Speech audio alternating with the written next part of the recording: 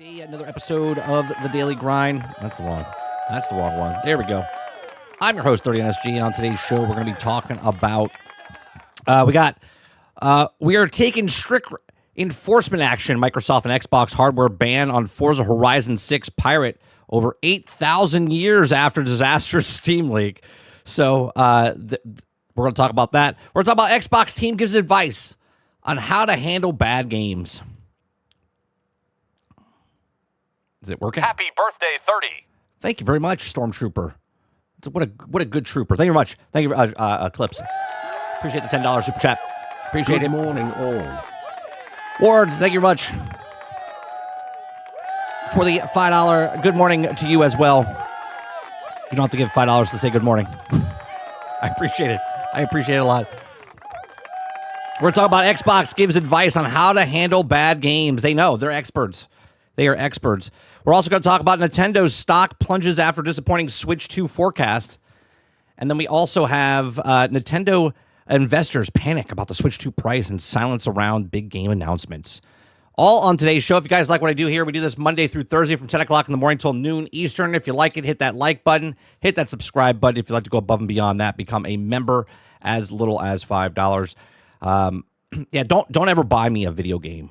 Don't ever buy me a video game as like, even as a joke, because I'll never play it, right? Mixtape is on Game Pass. I know Jason's joking, by the way, but if you're thinking about buying me like a $20 game, just pay it forward with like memberships or something inside the actual channel. Like, I'm not going to play the game, so you're just going to be wasting your money, and I'm not going to play it. You know what I mean? So, good morning, chat. Let's see who's all here. Good morning. Let's see here. Good morning, Stealth. Good morning, All Turn. Good morning, Travis. Morning, Sarge. All Turn. Bat. What's going on? Good morning. Eclipse, Roic, Jesse Mack, Big Mo. Who am I missing here? Scrolling. Keep on scrolling. Jason, what's going on? Good morning. I think that Aku, good morning. Ward, good morning. Wonder Rose, good morning. Just enough. And I think that's for everyone that's here right now. Appreciate it very much. Thank you very much for the birthday wishes. I did level up. I'm level 48. My wife was funny. The other day, because we went down south, and my mom put candles on the cake. You know what I mean? So she put 48. My wife looked at it and said, "You're 48?" She said, "I thought you were 45." I was like, "Well, I'm sorry to disappoint you." She's like, "Jesus."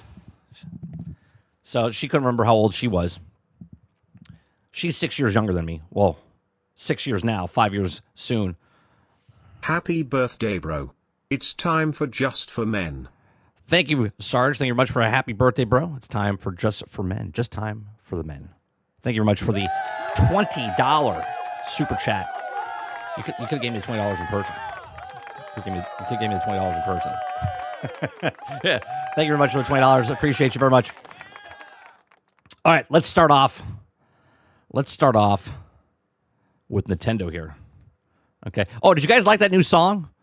Why is my are we like delayed? What's happening to my camera? Oh yeah, it's like stuttering. What's happening? What's going on, Kylo? Oh, the products. Just for Men. Got you. All right, well then it's time for Just for Men, and fuck you. New song was good, unlike mixtape. I tried to pick a song like why is it all glitchy? What's happening right now? Give me 1 second. I gotta fix this. Something's happening. It's like something's updating in the background because it usually never acts like this. Something's doing something. Something is doing something. Let me close everything that's not supposed to be open. Like, what is happening right now? Something's updating. It's probably like Windows in the background. Because I see the stuttering going on. Yeah, overall, it says encoding down your video settings. No, we have 8,000 kilobits. We're good. We're good.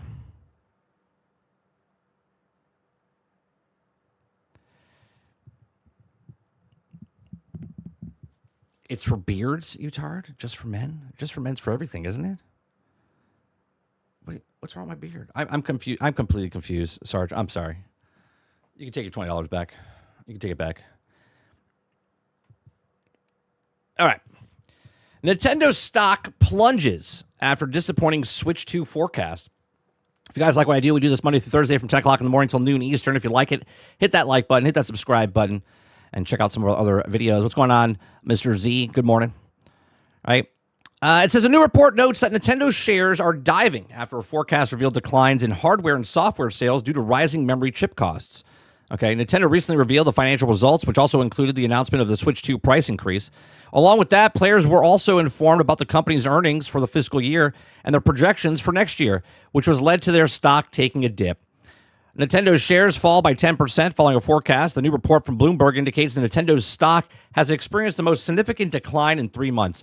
Well, it's going to hit it's going to hit worse now, right? Because the day their stock came out is the day they announced a $50 price increase. So next quarter is going to be even better for them, meaning worse for them. Okay. Specifically, forecast estimates sales at 16.5 million units for the Switch 2 console and 60 million units for the software, largely due to concerns about memory. Following this announcement, Nintendo's stock fell by 10% in Tokyo market as the lowest point since August of 2024, when sales of the original Switch had begun to decline. So the advisor has expressed concerns that the extend beyond the rising cost of hardware. He points out that Nintendo's primary source of profit is the software. No shit. Then why do you keep raising the cost? You used to lose money on the actual hardware and you used to make money on the software, and software still makes money for you, and yet you keep raising the price of the hardware. And that's a decline. It indicates a weaker pull from the franchises. Nintendo has announced that it's expected to occur loses $100 billion, approximately $640 million, due to the increasing memory costs. Additionally, the company's shares have dropped 30% since the beginning of the year, largely due to infrequent game launches. Okay, Bernstein has stated that the investors will focus on Nintendo's summer game lineup, which could help boost investors' confidence, with the first-party lineup being key. In other news, which we don't care about, what are they going to do? Wait, they're bringing back a remake of Star Fox? We're going to bring another Zelda game? What are they going to do? Bring another? You see what I'm saying? It's like they literally raised the price. And again, like a broken record. What's going on, Water Bear? Like a broken record. Okay, every day we do a show from 10 o'clock in the morning till noon Eastern, and every day for 10 years, 11 years, okay, is that the power is in the people. Remember that? Wasn't that the slogan of Nintendo? The power is for the people? Or is that GameStop? That was GameStop, right? Right? The power is in the people's hands. If you don't want to pay $500 for a console, if you don't want to pay $600 for a console, if you don't want to pay $900 for a console, guess what? Don't buy it. If you don't want to pay $80 for a video game, don't buy it. It's that simple. What's going on, Argus? And when more people, right, just like our anthem right before we play, stop buying broken, buggy games, right? We don't owe them anything. I understand people want to play video games, but if you buy the video game at $70, they're going to mark it up to 80. If you buy it at 80, they're going to mark it up to 90. They're going to keep pushing the envelope until they decide, okay, where it is. And then they're okay losing people, because now someone that was paying $90, if they lose that person that was going to pay $60, they're already making $30 off. So now every 3 copies, they're replacing that one person that didn't want to buy the copy. Okay, you got to stop buying the stuff. Okay, we're going to the Nintendo. Investors panic about the Switch 2 price and silence around the big game announcements. Okay, the lack of Mario and Zelda on the horizon is costing Nintendo dearly. Good. Okay. If Nintendo hoped last week's announcement of the price increase of the Switch 2 would be enough to unspook its shareholders, and now it's been entirely dashed. Reuters reports that the company's share price has fallen 7% since the market opened in Japan on Monday, the 11th. While it comes in light of that the $50 increase still isn't going to be enough to match the increased expenses of producing the Switch 2 without a big new game anywhere in 2026, Horizon's investors are really getting gibblies, okay? They're scared. Okay. Last week, price hike announcement was intended to calm the market nerves after Nintendo had seen 5 months in a row of falling share prices, a long-term concern from the investors, alongside lowering the sales expectations for the Switch 2 over the next year. Right now, remember, they raised the price. They originally forecasted the system to sell it was 19 million. It was 19 million, I think, sales in the first year. Then they pushed it down to 9. But then they sold 14. Now they're up to 17. They're up 51% or 57%, right? It's the best-selling console that they've ever had up until this point, as fast as they're selling it. Okay, I don't know if it'll keep that momentum, but this is the best system they've had. This is the most money they've made from a system ever. And now they're like, oh, well, we're losing money. Yeah, don't buy it. Don't buy the $500 system. Don't buy their $70 video games. Don't buy their $80 video games, right? Let them sweat. Let them sweat. Let them earn your money. Don't just hand over your money blindly to these corporations because they will take advantage of you. Okay? Again, the people control the market. Right? If you want lower prices, then stop paying high prices. Even if there's people out there that will pay the high prices, there's not enough of them to pay the high prices. So once they get them in the ecosystem, they have two choices. They're either going to keep trying to get the same people to buy more expensive stuff, or they're going to have to lower the price to get the normies, per se, okay, the normies, back into the actual ecosystem for them to buy the stuff, okay? It says this was despite simultaneously announcing a new console had sold over 20 million units and 50 million games in the first 9 months. That's not true. 17 million, wasn't it? Was it 20 million? Because one was 17 million. Maybe I missed that. But of course, is when it comes to deranged world of market capitalism, it's only ever about what's going to happen next and never what's actually happened. As a consequence, today's trade saw a colossal 7% wipe of Nintendo's value, while Sony saw own price leap up 10%. It's now been made more clear than ever that a year of price increase of the Switch 2 aren't actually enough to meet the increased cost of production for Nintendo. And despite the rise within Japan being a far steep than those due to the rest of the world this September. Okay, now remember, they're not raising the price until September. Nintendo president reportedly said that the higher price does not fully account for all cost increase, referring to the higher price computer components being caused by ridiculous AI race, current spike in oil prices. Well, you guys are part of the AI stuff. Says Nintendo historically does not sell its consoles at a loss. It did back in the day, where it's also been standard practice for Sony and Microsoft for years, which instead view the machine as a loss leader for profits made by the games they sell. So Reuters says that Sony can impress investors by significantly the intentions to sell fewer PlayStation 5s, but at better margins, while having a massively diverse company in many parts of it back it up. But Nintendo, which aside from their third share of Pokemon is primarily a video game business, as fewer flashy objects would also distract from the sequence on margins. This is being made of all more difficult by the particular absence of big-name games in 2026 release list. Pokemon Poketopia has been a massive success, but again, it's already happened. Investors only care about what's coming up and which is the next mainline Pokemon game now appearing until 2027. That's an awkwardly blank space.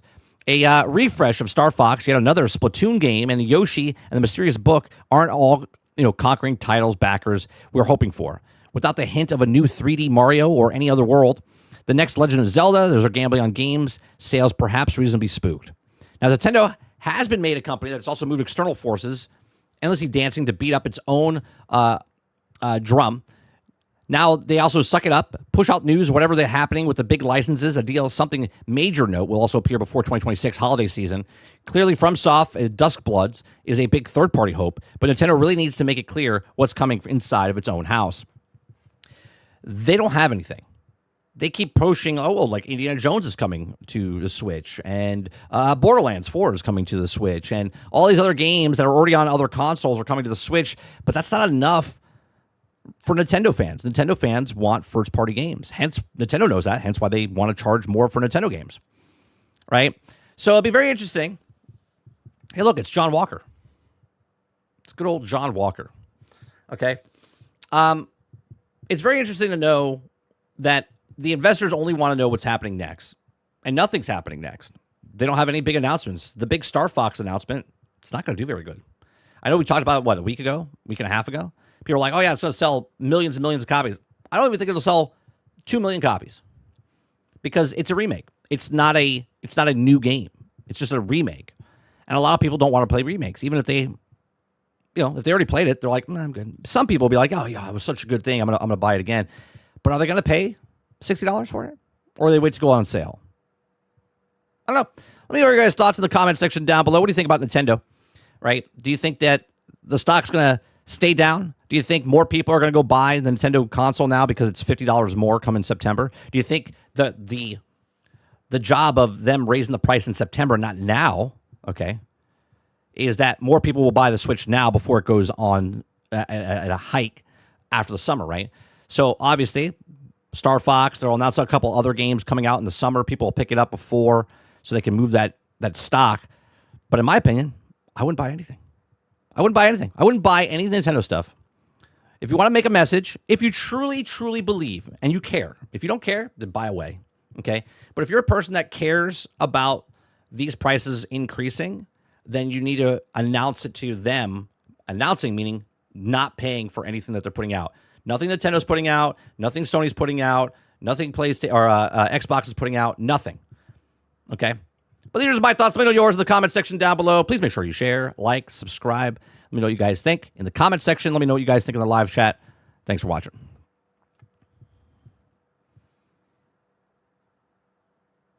Let's see here. Another day, another technical issue. Every day. You can thank Windows for that. Good old Windows. Sarge says stock plunges because shareholders are monkeys and not financial advisors. Kylo says Nintendo just announced today that they have a new bundle coming out where they can choose either Poketopia, Donkey Kong, or Mario Kart for $500 right before the price hike. That's just entrapment. Yeah, that's exactly right. Nintendo ain't worth $250. Ain't paying double. Well, you're getting a Switch, aren't you? But you didn't buy it. Let's see here. Travis says, can a parody stop? Parody stop buying broke and buggy games. Can't say you've made it to an artist to your parody. I guess so. Sarge says this is bullshit talk. They all know that the Nintendo release schedule. This is just them trying to push the price narrative. Altered says if you want a parody, if you can say stop buying Travis games, which means almost the same. Let's see here. Waterbear says it's not going to sell many at all for Star Fox. Yeah, I don't think Star Fox is going to say. Yeah, Waterbear says 1.2 to 1.5. Rogue says, I mean, if you're going to make a remake, where's F-Zero? Super Metroid. Sell it for $30 and you'd make a ton of money. Even, yeah, you know what? The $30 mark, what you're saying there, I agree with that, Roic. I agree with that. If you're going to make remakes of the old games like a Star Fox, F-Zero, Super Metroid, stuff like that, I think a $30 price point, that would negate that it's a remake and it would make a lot of money. I think it would make more money, obviously. I think more people would sell more copies because that price point's a good, that's an instantaneous price point. You know what I mean? Like they'll buy it because they're fans of it. Aku says putting the word sale in the same sentence as Nintendo is basically the same as putting the word secure in the sentence with Sony. Kylo says it's still play F-Zero. Who played? I watched someone play F-Zero the other day. And I can't remember who. Oh, it was my friend. He was playing it on their Switch, or their daughter was.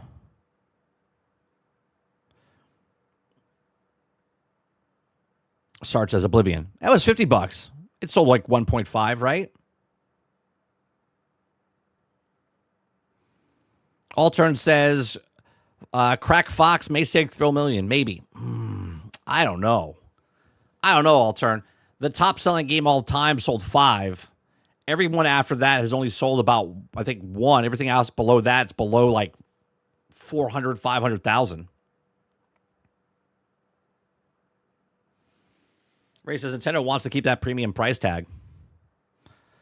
Jesse Mack says Nintendo's stock will stay down for a while longer because nothing else is big is coming out soon. Stop making the cow with your own old franchise. Make a game, sell the game. Spoken words. True spoken words. All right, we got those two stories.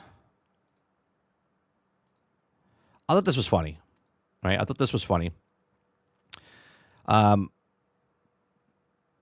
This story here, I saw this heading and I was like, Xbox team gives advice on how to handle bad games. Like, this is funny to me because to give advice on bad games means you made a lot of bad games. Like, you made a lot of bad games. If you're giving advice on how to handle bad games, then you've made a lot of bad games. They know Redfall and, you know, I can't even think the other ones were off the top of my head. Starfield was, I liked it, but it did bad. Well, it did okay, right? But there's a lot of bad games that Xbox is mid-tier type of stuff, right? They didn't put their full effort into it. But again, the budget's probably a lot smaller. If you guys like what I do, we do this Monday through Thursday from 10 o'clock in the morning until noon Eastern. We just read stories. Give you my thoughts and opinions on those stories. If you like it, hit that like button, hit that subscribe button. If you'd like to go above and beyond that, become a member as little as $5. So Xbox team gives advice on how to handle bad games. Now, this is a shot of Mixtape, which Mixtape I think is funny right now because it's not a game. It's not. It's a piece of gaming is art, and it's a piece of entertainment that's in game form that you're watching. Like, the game could be beat in like 3.5 hours or something like that, right? There's no gameplay in the game. This is a interactive movie, which I don't think anything is wrong with that. But at the same time, to give a game a 10 out of 10, and this is just my opinion, okay? Just my opinion. To give a game a 10 out of 10, it has to have perfect everything, meaning gameplay as well. And if there's no gameplay in my game, then by that mindset alone, it could not be a 10 out of 10. Do you know what I mean? Because if it was a movie, would it be a 10 out of 10? And now that it's a movie game, is it a 10 out of 10? I don't think it would be, considering the game mechanic has to be within the game. You want me to look up? We'll look it up after this, okay? So in a post on social media, the team at Xbox offered a little advice on how you should treat games that you don't like. All right, well, tell me, Xbox. Tell me how we should treat games that we don't like. The message came at a time when folks everywhere are ripping into Mixtape, an all-new, short-form narrative title that dropped recently on Game Pass and becomes a talk of the town, but not entirely for good reasons. According to the team at Xbox, a game isn't necessarily a bad game just because you don't like it. They're kind of right. Sure. Absolutely. Right? If I like a game or hate a game, doesn't mean it's a good game or a bad game. But when the masses don't buy a game, okay? So let's go look at, again, we can't see. Okay, so there's this is the Steam charts. Okay, now I'm not going to pretend to know the budget of the game. Okay, I'm going to assume that it's probably less than 10 million, 5 million. Okay, let's just say $5 million. Right, drop in the bucket for the owner of the company, who's Ariel Ellis's daughter. Okay. They have 2,245. How much does this game cost? What does this game cost? $25? What's this game cost, chat? What is the price point of Mixtape? Right? I'm going to say $5 million. Right? Again, I don't even know how long it lasted, or we'll just say $5 million for a game like this. Okay. We'll divide it by, what's the actual? Let's see. Was it $25? Does it say what the price is here? It's free on Game Pass, as it should be, yeah. Mixtape is priced like a brand new movie. So what is it, $20?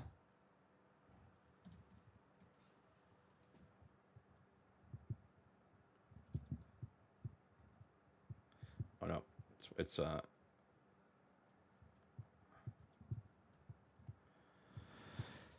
$20.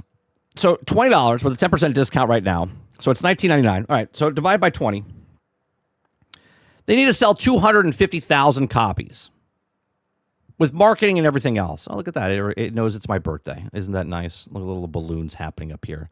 That's so nice. Thank you, Google. So they know 250,000 copies sold. Right now on Steam, let's go back here for a second. It's got 2,245. Okay. If we go by the play tracker, it's at 128,000 people that paid for it. Let's just half that. Let's say it's now at 180,000. It's still about 60 to 70,000 short, and that's if it cost $5 million. Again, I don't know. It could be less, could be a little bit more. And that's a short game that you don't play. So you're paying $20, and I don't think it's replayability, by the way. I'm not giving shit to games like this as well.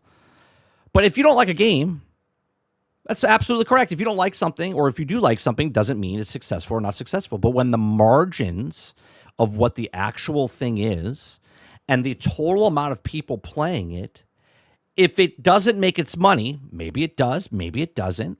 Okay, if it doesn't make its money, and we're just talking about mixtape itself, okay, if it doesn't make its money back, then it's a bad game because it didn't make its money back. Now, personally, you could like whatever game you like. You could also hate whatever game you like. The only thing it comes down to, and again, it doesn't really matter if it's successful to me or not, but when they try to tell you a game is not, what is the term they use again? Necessarily a bad game just because you don't like it. That's correct, right? Kingard said, I beat it in 2.5 hours last night. How many times did you push a button, Kingard, while you played the game? I'm not going to play it, right? Because even it's on Game Pass. I just don't care. It says, if you don't like it, it might still be good. Absolutely correct. And that's for everything. That's for every single thing. Again, I liked Marvel's Avengers. It's a bad game. A person that liked it, that put 1,000 hours into it, can tell you it's a bad game. I liked it. But overall, it didn't do good. Kingard said, my controller went into sleep mode twice. Not kidding. Oh, my God. Right? Like, this is the problem that people think. Because someone says something on the internet, they get so attached to whatever it is that they love, right? If I buy this glass of water, someone takes a sip of the water and says, this is shitty water. And I also bought the water. I'm like, it's not shitty. This is good water. Be like, I just don't like the water. No, you have to like the water because I like the water, so you have to like this water.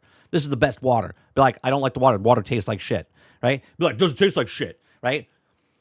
People get so attached to whatever they spend their money on. Cool. Don't be a trash night, okay? Don't be a trash night. I'm allowed to dislike something. You're allowed to like something. We're allowed to have a conversation about it, and we can talk about it in the forum. Now because there's a stalemate, game is good, game is bad, it comes down to, is it successful? That's what it comes down to. Now, most companies won't tell you their sales. Why? Because if it's underperforming, they won't tell you the sales. If it is overperforming or is going to make a profit, they'll scream from the fucking hilltops. Right? They'll come out and be like, oh, we sold 5 million copies. We sold 6 million copies. This is the thing, right? When they don't tell you the actual copies and they tell you players, hours, right? That's when they're just trying to persuade people to try to go over because they actually won't tell you the sales. It's so simplistic, right? If they want to tell you that the game is good or bad, then just show us the sales numbers. Because if the sales numbers are good, then people will be like, that's a good game. And if it's not good, then people, regardless if they played it or not, will say, that's a bad game, or I'm not interested in that game. But the people that like it, that they'll defend it and become trash nights because they feel that their money, okay, and if you say the game is bad, then you're saying they're bad, which is just weird, right? Like what you like, don't like what you don't like.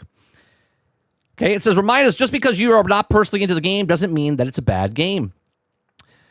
All right, the post comes in thousands of people are banging on the mixtape, a brand new game that shot into the spotlight in the last few days for stunning reviews as much as its glaring issues.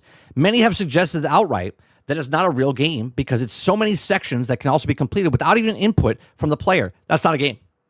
That's an interactive movie, which there's plenty of games like that. right? It's a piece of entertainment that you're not playing. You're just watching. Of course, some of that also suggests in some twisted industry plant of the game, but that's a conversation for another article. Do you have that article? Should we read that article? But regardless of that, the game has managed to earn countless perfect reviews, including one from us at Insider Gaming. Well, it doesn't really matter what you think, right? So which award the game a 10 out of 10 score. Like, what are we talking about? How do you give a 10 out of 10 score for a game you don't play? That you don't play. You're not playing the game. I have a question. Right now, chat, you're watching a live stream. If all of a sudden I say, press X, and I'll leave the screen, okay? Press X, chat. I will leave the screen, okay?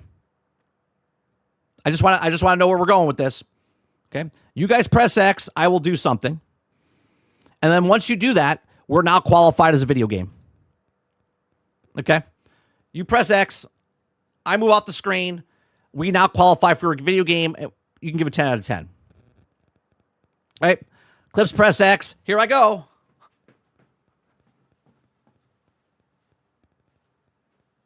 Congratulations. You now have interacted with me. We are a video game. What are we talking about? It's no big secret that the gaming can be hugely subjective at times. And it's one man's trash is another man's treasure kind of thing. Some games drop and universally despised, but some are their banger titles that are also worth playing time again. Okay. Case in point, I rather enjoyed Redfall. You blew it! We can't trust this person. That game was literally fucking broke. So the company that gave a 10 out of 10 to this game also liked and enjoyed Redfall. Again, you can enjoy it. Okay, I'm replaying Far Cry New Dawn and loving it. That's one of the lowest rated Far Cry games around, but I think it's super entertaining. I'm also a huge fan of Fallout 76. Man, is this a self-reporting or not? Who is this? Who is this? Grant Taylor Hill. Oh, we know Grant. Okay, we've read a lot of Grant stuff. Okay. Anytime Grant Taylor Hill has a review, don't even listen to it. Okay. He literally openly admitted he liked Redfall, Far Cry, which is one of the worst Far Cry games, and Fallout 76. Okay. Yeah, this person loves bad games. Right. Right. Point taken. Water Bear's like, yeah, so this person loves bad games, which is great. Love what you love. I can't take you as a paying customer of a video game. You tell me that this game is good, and I find out it's not even a game. Right? Just because you don't like these games doesn't mean they're bad games. No, you're absolutely right. Redfall wasn't a bad game because I didn't like it. Redfall was a bad game because it was an incomplete fucking game. It was a bad game because it was broke, buggy, and unfinished when it came out. Absolutely correct. Fallout 76, not a bad game, but it was fucking broke when it came out.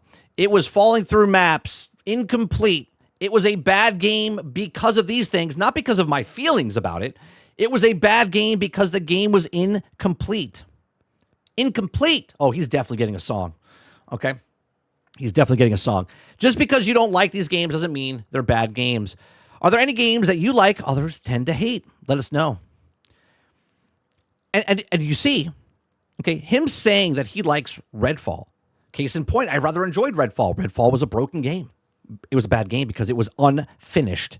Far Cry was a bad game because it was the lowest game. You can like bad things, but don't try to push it on us, Trash Night, okay? Because it is a bad game.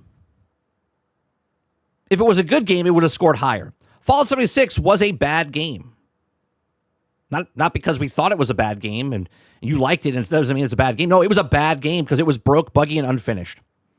Right? Mind's Eye, right, Ron? Bad game. Concord, bad game. High Guard, bad game.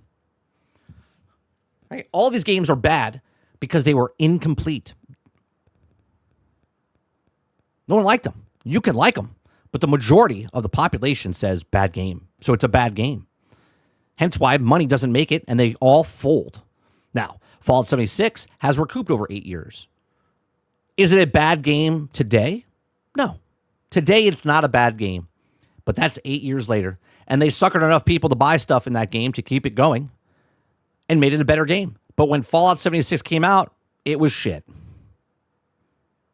And I played it. I played for 82 hours. I didn't have one bug for 82 hours, a couple stutters here and there, okay? Until it locked me into my suit of armor. Then I was missing body parts, couldn't get out, couldn't interact with the world, and then it crashed. Right? 82 hours. But these are just my thoughts. Let me know yours in the comment section down below. What do you guys think? Do you think just because you don't like a game means it's a bad game? Or are we talking as a group of people saying, well, this is not a game. Mixtape is not a game just because you press X. Okay?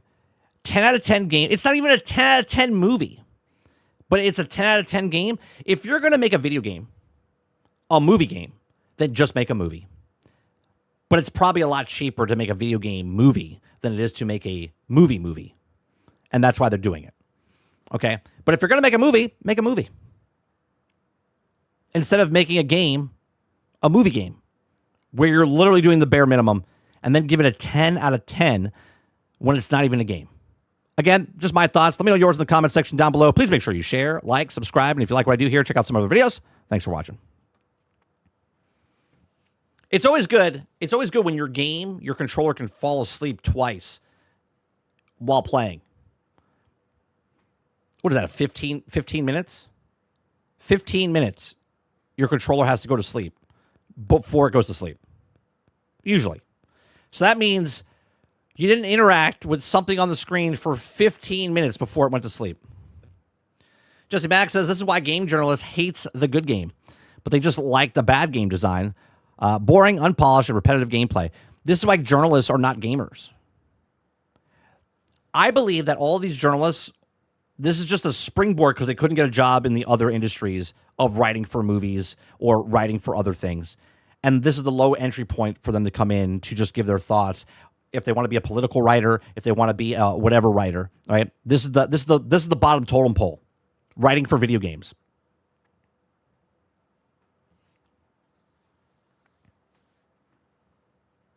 PT Cruiser is an amazing car. I don't know if that's an amazing car.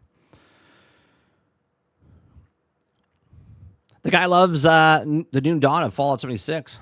The guy loves post-apocalyptic aesthetics. Warburg says he's definitely a trash knight. Jason Marshall says this guy loves slop. Saint says Skull and Bones, best pirate game ever. Akka says the problem is that we have too many Travises in the gaming and who also will take any boring game and push it onto people.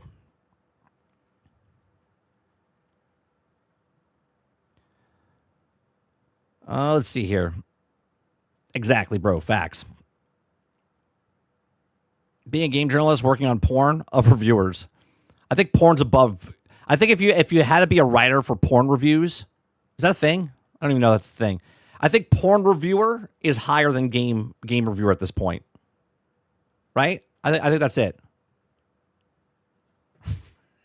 I think reviewing porn. Does someone review porn? 10 out of 10. 10 out of 10. I love how he delivered the pizza.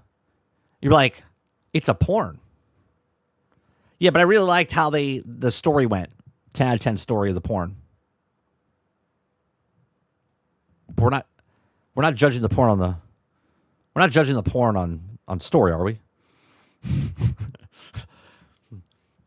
Ron says at least Concord remove all the cutscenes. That was nice of him, wasn't it? Sam said, you know what? They say, if you can't do it, become the teacher. Sarge says, I drove a PT Cruiser in Colorado. The car cried the entire time. What do you mean it cried? It was like, it was like struggling.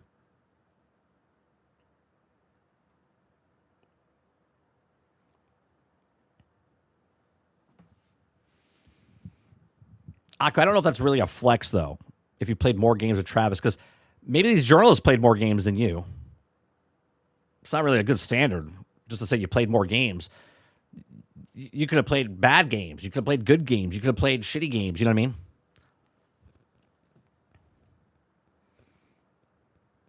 Jason says, long live Highgard. Highgard. Ron says, mixtape movies starting Pedro Pascal, currently in development. Ron, Pedro Pascal, Zendaya, and who else can we put in there? Pedro Pascal, Zendaya, and Anne Hathaway. There you go. All three of them can play all three of those characters as friends. No one will ever know the difference. And then everyone brings their controller to the theater, okay? And then every once in a while, it'll just come on the screen, it'll say press X, and everyone will be like, this is a great movie.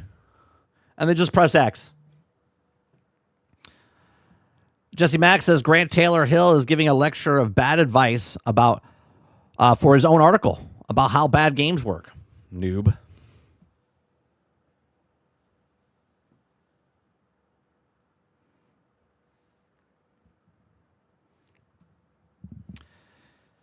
Gearbox is for shit. I hated hills, inclines, speed bumps. Nothing with the angle that cried. Yeah, you put Zendaya, Pedro Pascal, and Anne Hathaway as the three characters. Don't put anything. Just put Pedro Pascal with a wig on. Sold. It'll probably make more sales in the game.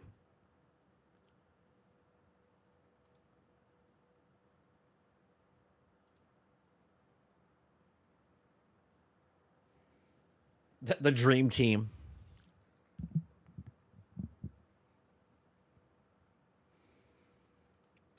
I get what you're saying, Aku. I get what you're saying. Oh, give me 1 second. Give me 1 second.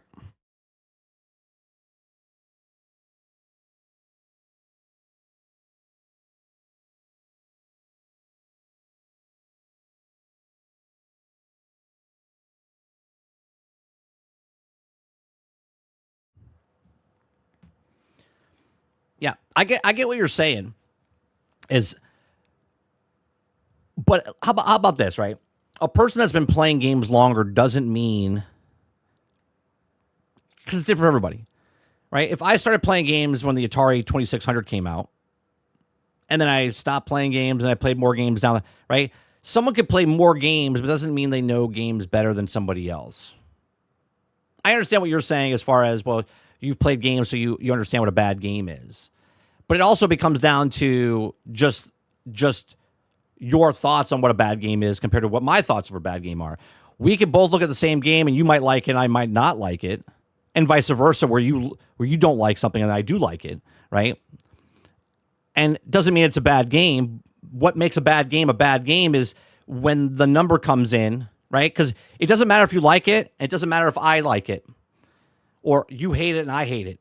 It all depends on what the actual sales are, if it's successful, if it makes money. That's the end goal. Now, as a customer, do I care if it makes money or not? Yes and no, right? I care if it makes money because if I like a Halo game, I want Halo to do good, so it makes a sequel to Halo. If I don't like Halo, then I don't care, and then I don't care if they make a sequel type of stuff.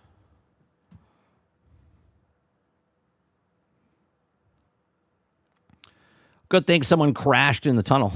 Now I can interact and turn this stream into a game. That's right. That's right. Because you hit X. Press X, and because you interacted, video game. 10 out of 10. Best streaming video game. Hashtag not video game. PT Cruisers are great for putting your clubs in the back and playing golf. It's an amazing high-end golf cart. I have to look up something real fast. I want to see something.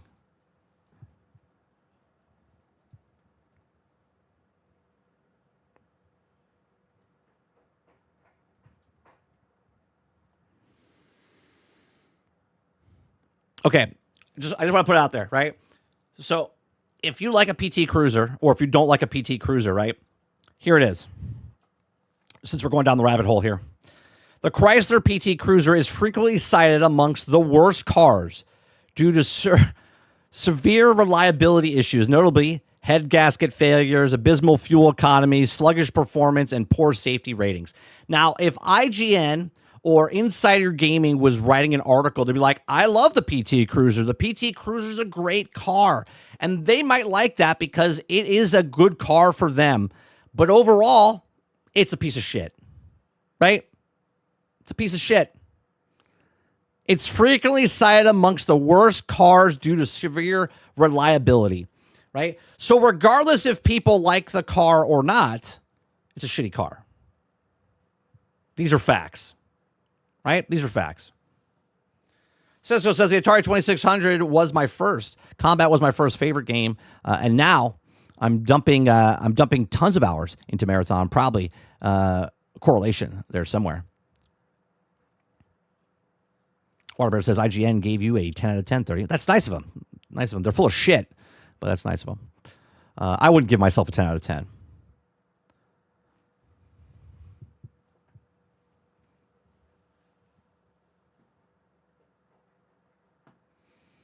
Let's see here.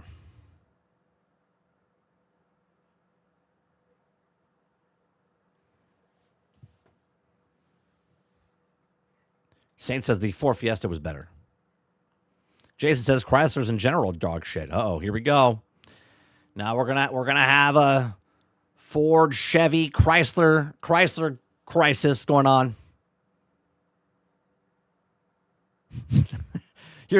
Your sister crashed it. Sarge says it wasn't your sister's fault, I assure you. Yeah, according to the unreliable car is the PT Cruiser.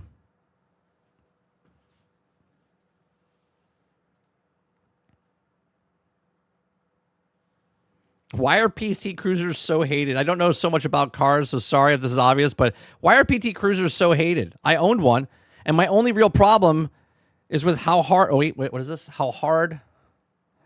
My only problem was with how hard it is to work on.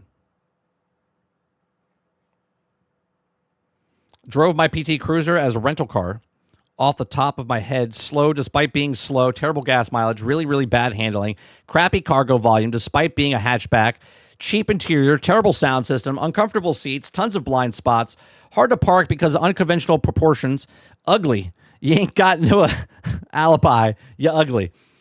Yep. So these are things that people were talking about, right? So you can like what you like, but when the majority of the people say it's something bad, well, then the majority says it's bad. So guess what? It's a bad product. It's what it is.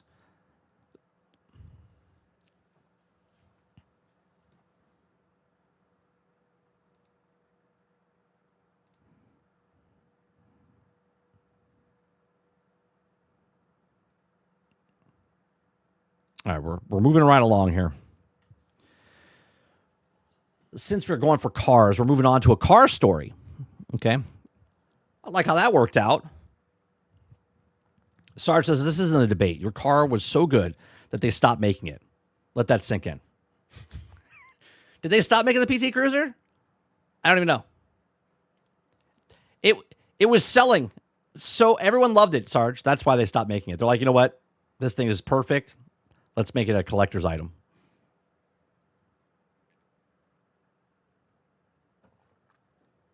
How much you want to bet? How much you want to bet? How many journalists drive a PT Cruiser?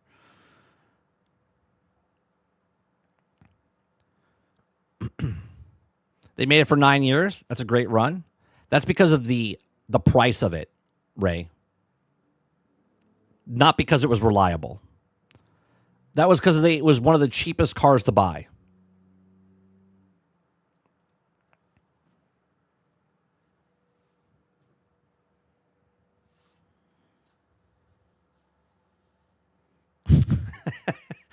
Roig says it's like the McRib. You can only get it once a year. That's right. Limited run of PT Cruisers.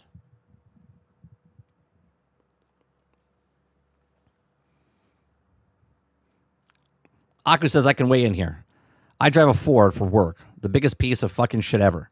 It's 57,000. Has lots of ABS, rotten eggs, and many other issues. Fuck Ford. Now, see, I drove a Dodge. And I can tell you, fuck Dodge. You see how this works?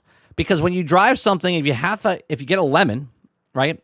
If you get a lemon of a car, okay, I love my truck. I had a sports Dakota, right? Dodge Dakota Sport with the extended cab on it. It was my very first car that I purchased at 18 years old, right? Bought it with my own money. No payment from my mom or dad or anything. I had a good job, bought myself a brand new car, right? It was one of the most exciting things for me at 18 years old, right? Making good money, bought myself a car. I love the shit out of that truck for 5 years. I had it for 12, okay? The other 7 years that I had that car, I had so many fucking problems.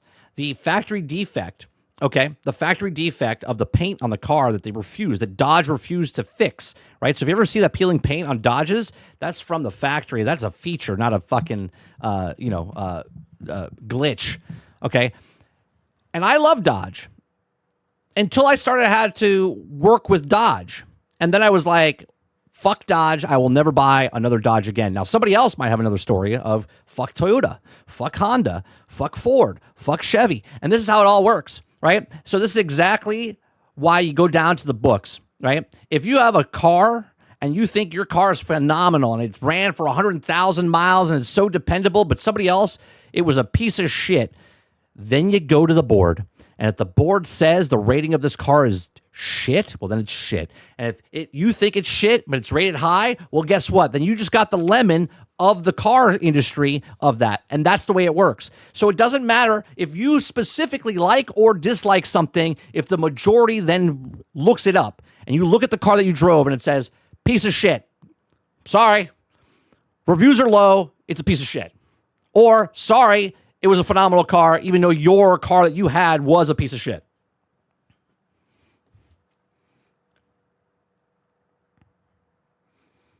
Argus says, I hated my PT Cruiser. Seemed like just another mom van to me. Mr. Luke, thank you very much. Appreciate that. Oh, I love my truck. I love that truck. But then it got sour.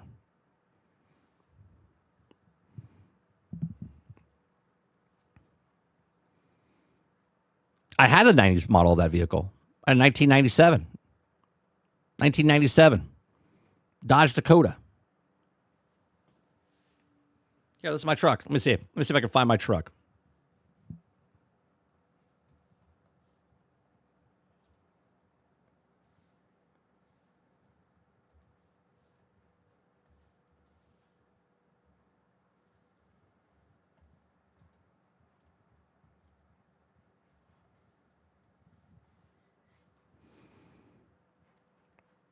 Let's see. That's basically it. I had a red pinstripe. Let me see.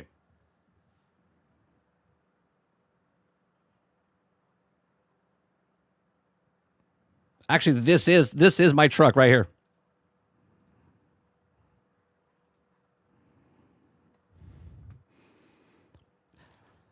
Right?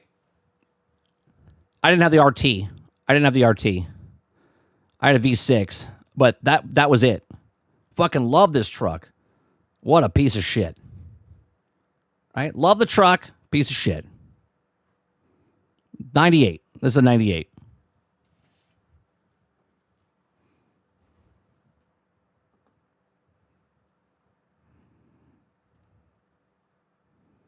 Drove it until it didn't drive anymore.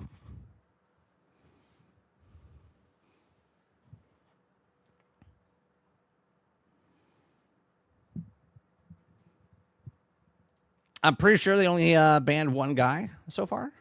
Who? Oh, for the story? For this story?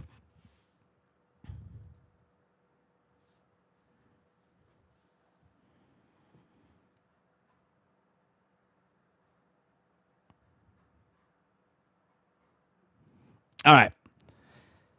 If you guys like what I do, we do this Monday through Thursday from 10 o'clock in the morning until noon Eastern. If you like it, hit that like button, hit that subscribe button. If you'd like to go above and beyond that, become a member as little as $5.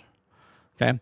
We're taking strict enforcement action, Microsoft says, from Brandon Lowry from Windows Central. It says Microsoft and Xbox hardware ban at Forza Horizon 6 pirated for 8,000 years after the disastrous Steam leak threatened more hammer swings.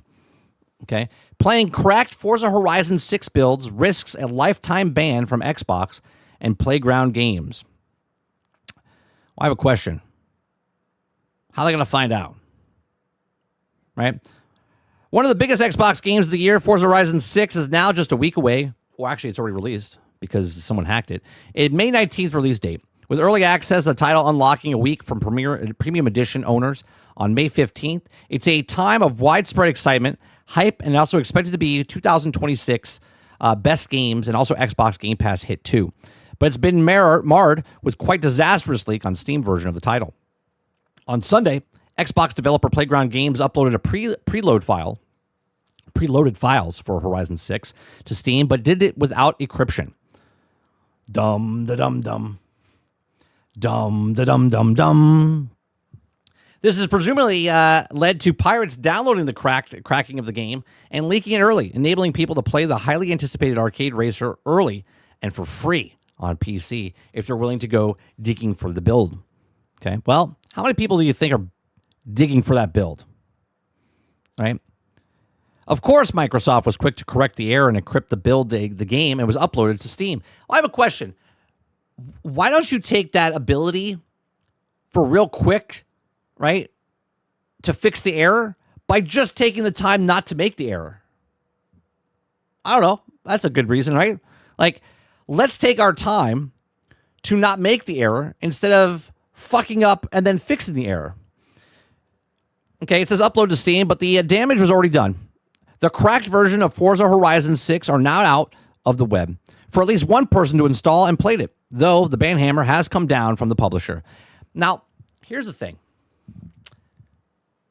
If somebody puts something up on the thing and I happen to find it and got the unencrypted version of it, is that my fault? Or is that your fault for putting up the unencrypted version of the game? Truly want to know, chat. Now, obviously, if my door's unlocked and someone tries to open the door, they can open the door, but once they enter, that's breaking and entering because they don't live at the house and they shouldn't come into the house because it's not their house, right? So you entering the house, you didn't technically break in, but you entered the house and now that's shady, right?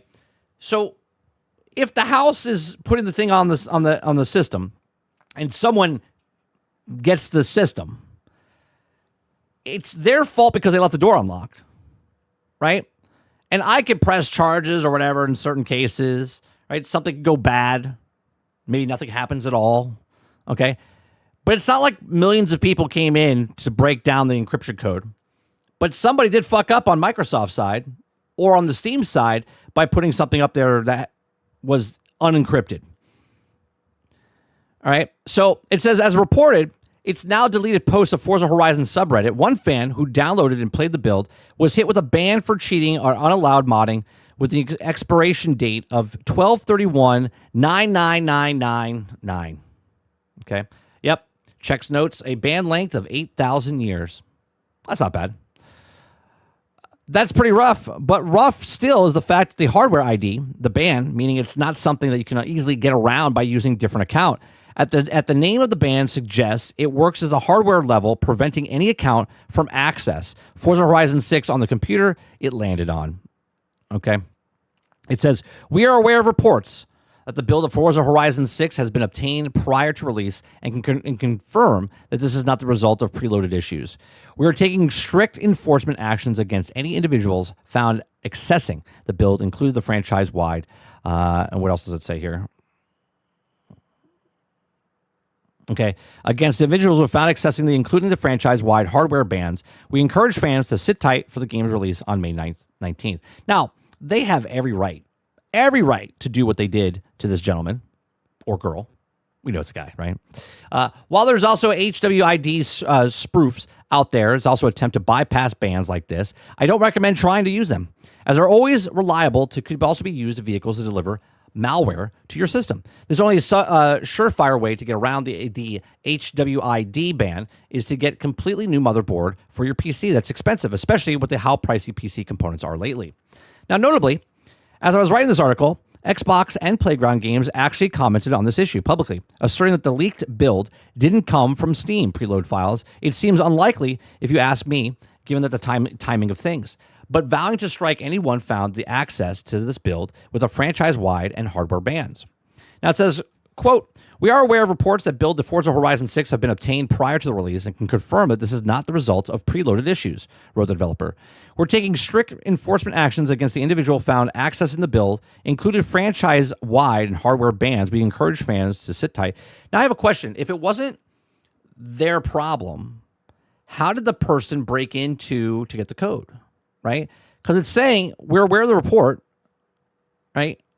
And confirm it's not the result of preload issues. That means the person was an insider of some sort. Like, how would they know to go into the hardware of Steam to get this if it wasn't a preloaded issue thing? He says, I'm not going to tell you what to do, but given the risk of hardware bans, potentially even getting banned from the entire Forza franchise, I strongly recommend if you want to play Forza Horizon 6, you just wait a week to do so. Right, for $70, but it's also $54 unloaded or $119 premium edition, early access included for $92, or you can play Game Pass. Okay. You guys in chat are much smarter than me when it comes to stuff like this, right? I don't know everything. Okay. I'm asking you guys, if this wasn't an Xbox problem and this wasn't a Steam problem and this guy hacked into the system, shouldn't there be more repercussions that he can hack into Steam or hack into the account? Right? Now, I understand they banned him for 8,000 years. My next question is, why can't they do this to people that cheat? If they know someone's cheating, then why don't they do the same type of thing? Why don't they do a hardware ban? Where they can never, ever play that game ever again. Right? Anytime this game tries to access this game, they could ban you, right? I mean, they just did it to him. They didn't fuck up his computer. They just fucked up that he can't play that game on that computer. And I'm asking because I honestly don't know. Right? How did this person get a hold of the stuff if it wasn't a preloaded issue?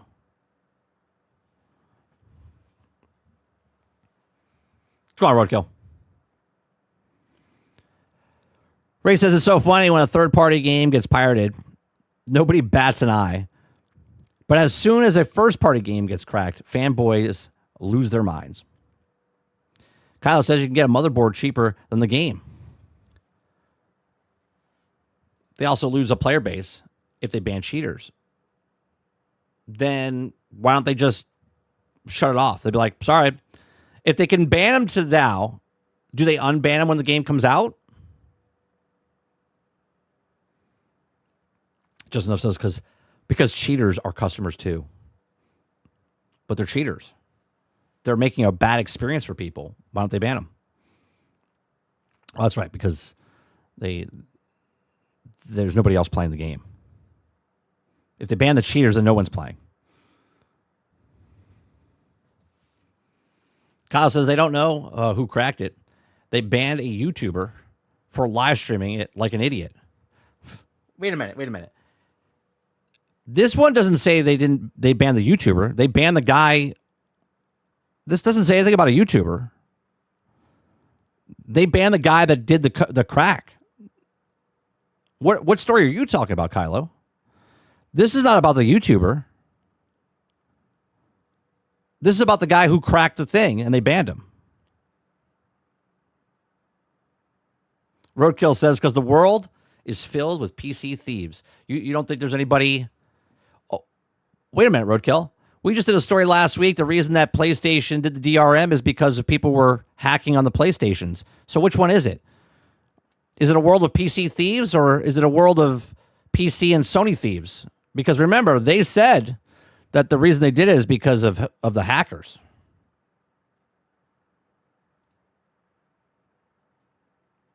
That's exactly right, Eclipse.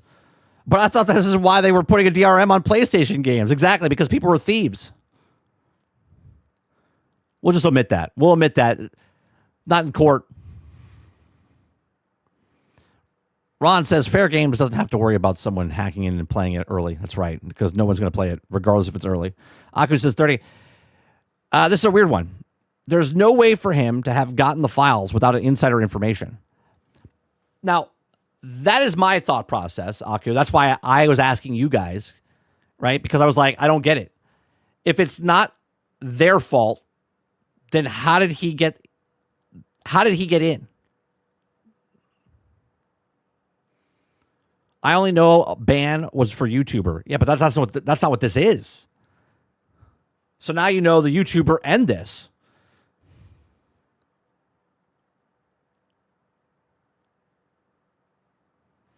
Roadkill says, well, no, the PC thieves took over.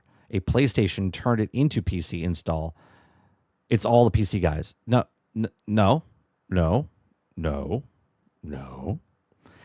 There was a hack with the Star Wars game to hack the PlayStation.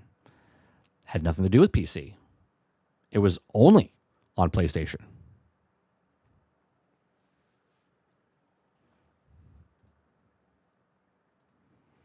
All right, here we go.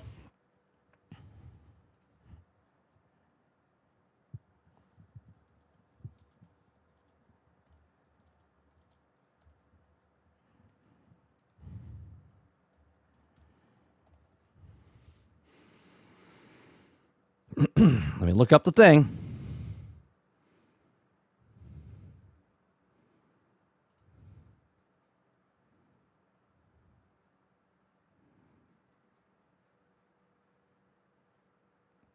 Okay, now here we go. Let's read it. Let's read it for Mr. Fanboy over here.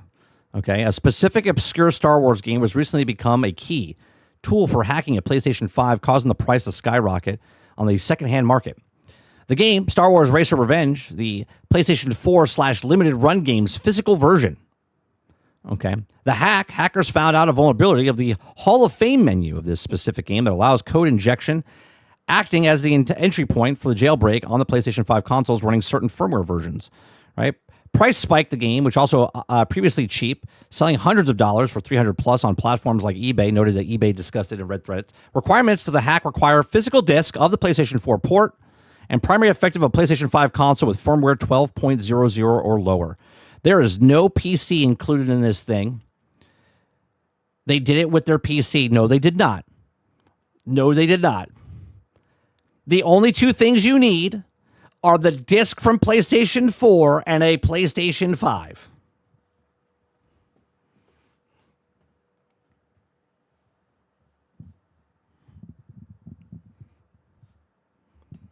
For fuck's sake. Do me a favor, Roadkill. Do me a favor. Take PlayStation's cock out of your mouth. Okay? Literally, the thing is hacked from a PlayStation 4 obscure Star Wars game and a PlayStation 5 firmware. There is no PC involved.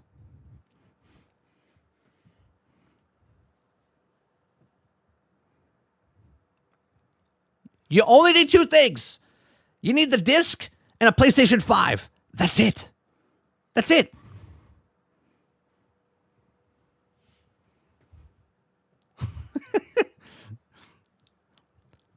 The requirements to do it are two things.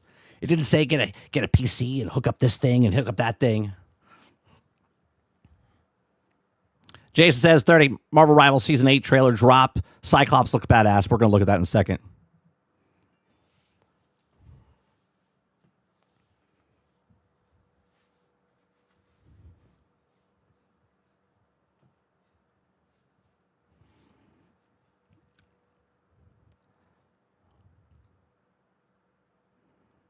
All right, let me look it up.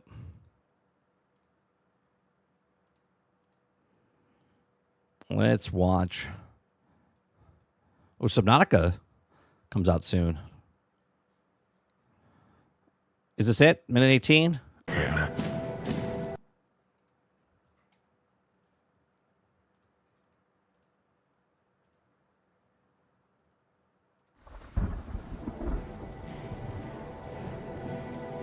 Anomaly located.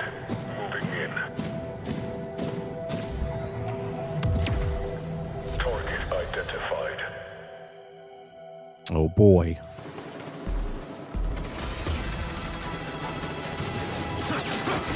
Not exactly a warm.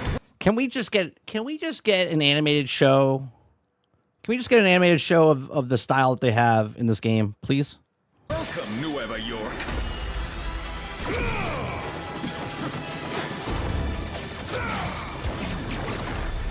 Optic blast!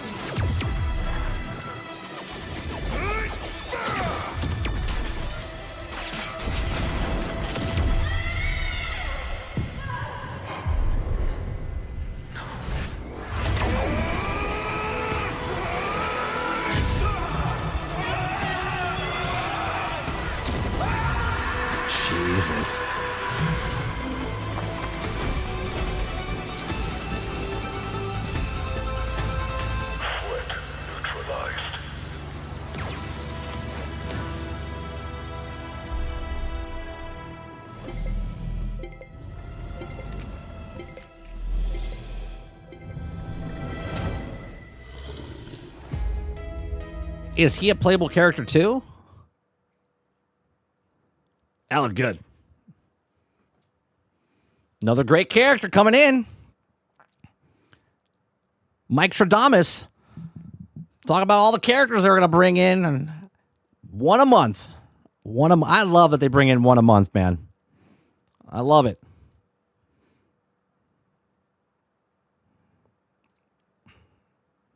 Yeah, he looks good. Devil Dino is playable.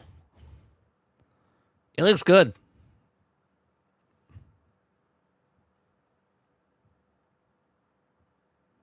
Right, Saint? Right? Like, I would love an animated series of this style.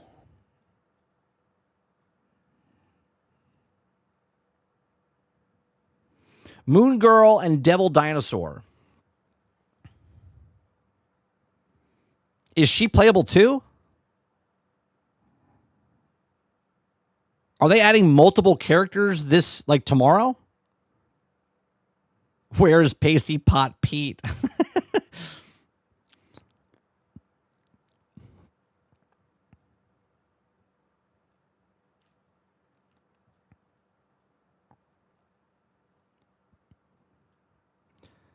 Hold on, let's see. Defenders, Shield Mistress, Crimson, Fueled by Dimension. Okay, no.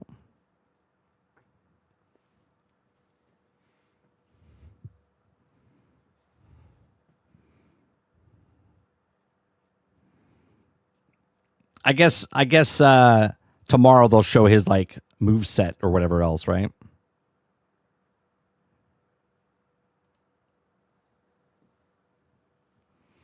Oh, she's with Devil Dino. No Moon Girl, no Dino. So they're the next character after? Is that how that works?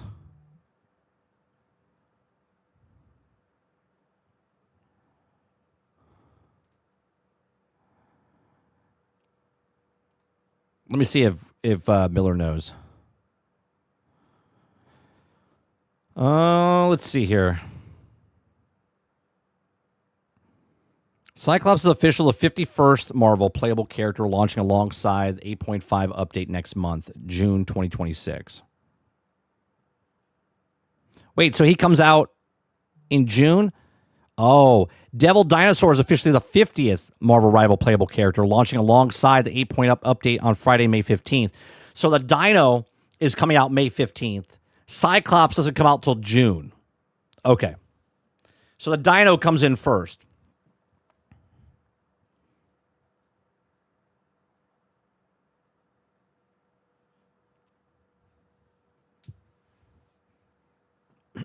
Jesse says, 30, is Scott saying X-Men on me in Marvel Rivals? Oh, he's got to, right? He's got to. They're pretty good at the keeping it authentic.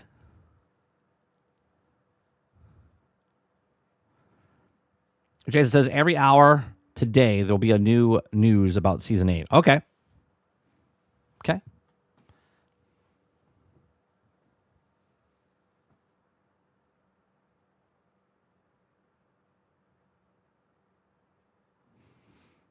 So Dino first, then Cyclops. He looks good, though. He looks good. She's first.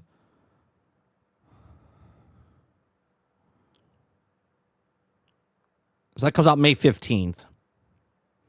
And then he's doing an 8.5 update. Have you tried the Blood Hunt? The new Blood Hunt, Luke?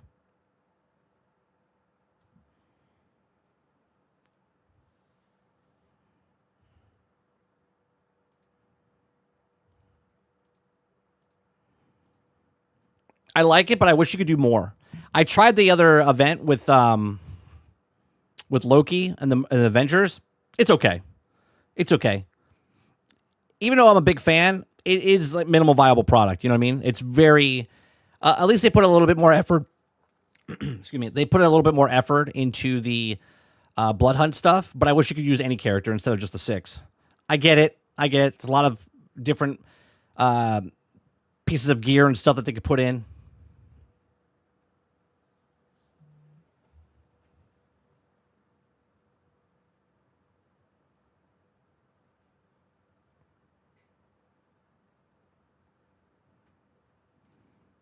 All right, what else we got going on here? It's light on stories.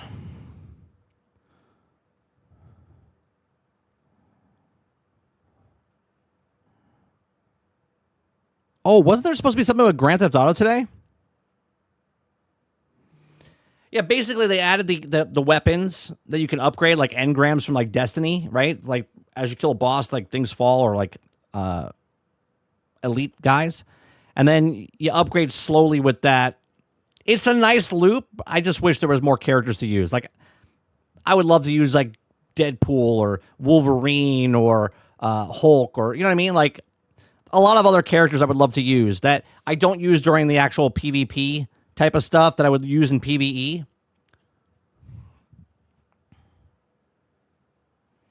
Water says, nah, rumor. Hopium for GTA.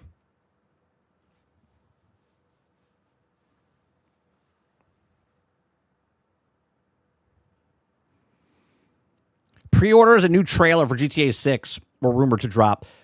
Oh, well, let's talk about rumor. If we're going to talk about rumors, let's talk about the rumor of, we talked about it yesterday a little bit with the Steam Deck, right? Or Steam Machine. Supposedly, right? Actually, you know what?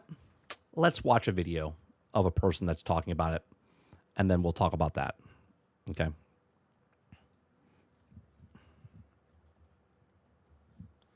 Let me bring it up. Let's see here. Okay. How's it going, everyone? As always, we're watching Deck Ready. Deck Ready I've never watched before. Let me put his information in the chat below, or the description down below. Right? Because we can't cover all the news. So we like to watch other people talking about news. They give you the news. We put their stuff down below so you guys can go check out their channels if you're interested. So Deck Ready, I don't think we've ever watched him. 106,000 subscribers. About 16 hours ago, he posted this. Talking about, you know, he keeps track of all this stuff. So let's watch this. always, my name is Jimmy Champagne. This is Deck Ready, my channel all about Steam hardware. And in today's video, we've got two topics to cover. Starting out with the fact that Valve is going to sell 4 variants of the Steam. All right, so 4 variants of the Steam Machine. There's a 512 without controller. Okay. There's a 512 with controller.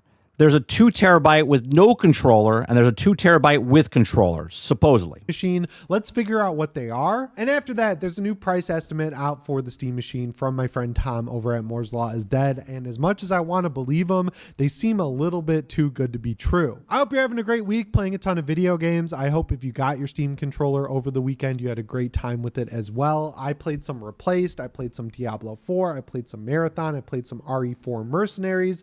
Thank you guys so much for the support on my Steam controller video.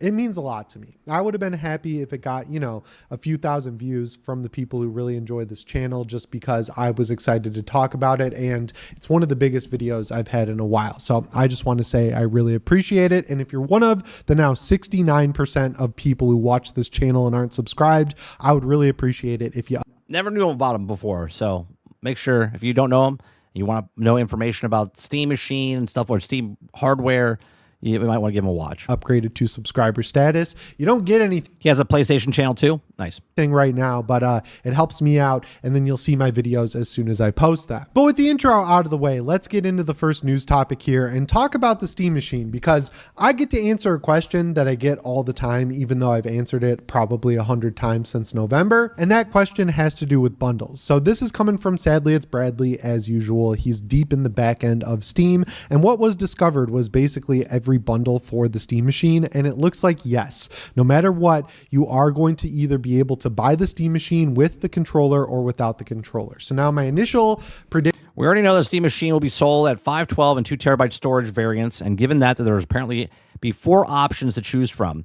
Most users are in agreement that you will also have a choice of whether or not you want a bundle of a Steam controller with your purchase or not. Prediction was the 2 terabyte. Now this is nice. We know the controller's $100. Okay. So let's say it's 600 or 700, right? For the 512 and 1,999 for the 2 terabyte. Maybe it's 500. and $900, right? If I could buy the Steam machine with no control, I don't need a controller. I have a controller I can use with it, right? Or I can put my keyboard on it. I don't need the peripherals because I already have stuff to use for it. That's a nice option. Would be the all-in bundle where you get the 2 terabyte Steam machine, you get the controller with it. Maybe you get a little bit of a discount if you get it with the controller off the price of the controller. And then the 512 would be the one that's just like Steam machine. You get that, you get the machine, you can use whatever controller you want, you can use a mouse and keyboard. It's completely up to you. But it looks like no matter which one you buy, you're going to be able to get it with or without the controller. And I've had so many people tell me that it's not been confirmed that they're going to bundle it. There are 3 or 4 different interviews. Okay, with the new computer, Valve also has a new controller, the Steam controller, which will also be sold as an optional bundle with the Steam machine as well if it's on its own. Beyond the Steam machine, the controller works with anything that runs Steam, including Windows, Mac, Windows PC, PC gaming handhelds, the Steam Frame, the Steam Deck. If you use Steam Link, iOS, Android device should work too. With different outlets where they're directly asked, are you going to bundle the controller with the Steam machine? And they just straight up say, they aren't playing coy, they aren't doing their like weird little word games or anything. They're like, yep, you're going to be able to buy the Steam machine with or without the controller. So for all the deniers, all the doubters, all the black pillars, all the doomers, you are going to be able to buy the Steam machine with the controller. It looks like there's 4 variants, 512, 2 terabyte, 512 with controller, 2 terabyte with controller. So no matter what type of Steam machine you want, you're going to be able to get it. Now, as for how many Steam machines there are, this is where it's up in the air because we got to go back to the shipping containers. The shipping container conspiracy has returned. So back last week, I was not able to cover it because of all the crazy news and reviews stuff going on with the Steam controller. But essentially, people did the math. So all the shipments that came last year were Steam Decks. We know this because they were all the exact same weight, including the container, and it was the same amount of Steam Decks each time.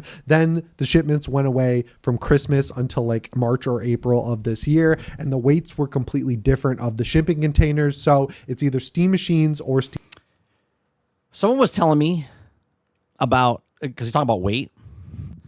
Was it Sarge? Sarge, was it you? I think it was you. Someone was talking to me about the cards. Oh, no. This is my best friend. He was telling me about, like, playing cards. You know, like Pokemon cards, Magic the Gathering. There's new cards out there, okay? And people are bringing scales with them to the stores, okay? And they know what the standard pack weighs. So when they put a pack on, if it weighs a little bit more, they know there's a card in there that's more expensive than the other ones. That's what they're doing now. Like, that's fucking crazy. That's fucking crazy. They're literally bringing a scale so they can weigh each pack of cards. So they can tell if there's another card in there that's a little bit more weight. Because they're putting something on the card, if it's extra ink or, one-piece trading cards, whatever it is. But they're weighing the fucking packs so they know which one to buy. Frames depending on which one they want to launch first, and just judging by the weight, doing the quick math, it would equal out to like 20,000 Steam machines have been shipped here to the United States so far. And if you use the weight of the Steam frame, it comes out to like 30,000 Steam frames. And the way I square that, we went up higher. It was like 1 million. But is like 30,000 Steam frames seems about right for a launch of a VR headset in 2026. Oh, that's the frames. The frames. Yeah, that makes sense. 30,000 frames. That makes sense. VR is very niche, right? Especially considering that even though people expect it to be $300 or $350 like the MetaQuest was a heavily subsidized headset, and they are not doing that anymore. I think the Steam frame is going to be pretty dang expensive. So Mr. Luke says we had to put all our Pokemon packs in the back, and you can only buy one a day. What? The holograph cards weigh ever so slightly more, enough where you can also weigh a small difference. Well, right, because if it weighs like 2 ounces and then you get 2.1 ounce, then you know there's a card in there that weighs more, so you would buy that pack. It makes sense. I just think it's funny. Considering how niche VR is as a platform, I feel like 30,000 is about right. Maybe they need a few. Wait a minute. Roadkill says, yeah, and they bring little pinpointers for metal detectors too. It will go off with the metallic foil cards. For fuck's sake. more, maybe they need a few less. 20,000 Steam machines though, especially if they're splitting it into 4 different groups of Steam machine. That makes sense. That makes sense. If it's 20,000, but there's 4, so technically there's 80,000 Steam machines. I still think it's a little light. But if there's 4 variants, obviously you would think that the best seller would be the one with the controller. Probably the 512 with controller. That is by no means enough. I mean, if you go back to the interviews before... Yeah, I just said that. I don't think that's enough either. The Steam controller came out, Lawrence said that they were confident they had more than enough Steam controllers on hand to cover everyone who wanted one on launch. And just going off of reality, where last week on Monday, it was a complete shit show and disaster from top to bottom. And then they had to come back and do the reservation system. They completely misjudged how much people were hyped for this. Yeah, it's stupid about the reservation system that they didn't do it originally. It's like, how did you not do it? Right? It was like, that was almost the fuck up. That they didn't do a reservation system instead of fixing the fuck up, right? Like, they should always do a reservation system. I'm just saying, like, when you can control who can buy your stuff, let them do it. Be like, hey, if you guys want to be an early adopter, these are your requirements. Because you're a Steam guy, you've been with us for a longer time, we're opening up the floor for you first. If you don't want it, then we'll go on to somebody else. Thing. We talked a lot about it on the Nerd Nest podcast this weekend if you want to check that out. But yeah, they should just wait until they have, I don't know, over 1 million Steam machines. Like, even if they don't sell through them all at launch, wouldn't you want to have more than you need on hand than severely less than you need? You want everyone to be able to get one that wants one at launch. And like, if you want this thing to be successful. Well, here's another thing, right? Steam is taking the gamble of putting these out there because their last console thing 10 years ago didn't sell very well, right? Underperformed very much. They're taking a big risk by shipping this stuff. Now, they have to pay for storage. They have to pay for stuff. They don't know how many they're going to sell. They could sell out of the 20,000 of this, but they might not sell at all with these, right? Maybe they needed 50, 60, 80,000 of these, and they only needed 10,000 of those, right? So they're taking a big risk by putting it out there to see who wants what, because they have to pay for the storage. Where before they could just keep it in their warehouse and get it out there. I agree, Argus. Yeah. About 1 million units, I think, is what they should do for certain things. But again, they don't know. Again, they're getting into the market. So they don't know what the buzz is. They see how many people are buying Switches and how many people are buying this other thing. And like, do we have a market? Are people going to buy the Steam machine because they already have a console? Are they going to buy it? This is the thing. Obviously, you're going to get the hardcore guys, no matter what system they're going to buy. But that's not their market. Their market is the other people that need to buy. Successful and be a platform that people can actually enjoy and play on, like the Steam Deck was, you got to make sure that there are enough of them available at launch. And like, from a bundle perspective, they're covering every type of person. If you want the cheapest one, you can... Which is smart. But I think they would have more of the 512s and the 512s with console or controller, than they would have the 2 terabyte and the 2 terabyte with controller. Get the 512 without the... High-end guys that like video games are going to get the 2 terabyte controller or non-controller. But the normies or people who are trying to get it to break in the market or just don't have the money right now would get the 512 with the controller. If you want a controller with it, you can get the 512 with the controller. If you just want an expensive Steam machine with a big SSD, hopefully at a subsidized rate, you can buy the 2 terabyte. If you just want everything all in one package, you can get the Steam machine 2 terabyte with a controller, and you're covered there as well. That's like, what, 5,000 per unit? This thing's going to be hard as hell to get if that's how many they're shipping. So I hope they either wait or, there are some shipments that people weren't able to track through the shipping manifests. But yeah, I think we're going to hear about something related to the Steam machine within the next month, because Valve is being talked. And you also got to remember, a lot of people are just going to buy it to resell it. I think they finally learned their lesson that they've got to be on top of this. That's probably what I would do, Luke. I already have a controller. I don't really need a lot of storage. I have an SSD I can just plug in if it works like that.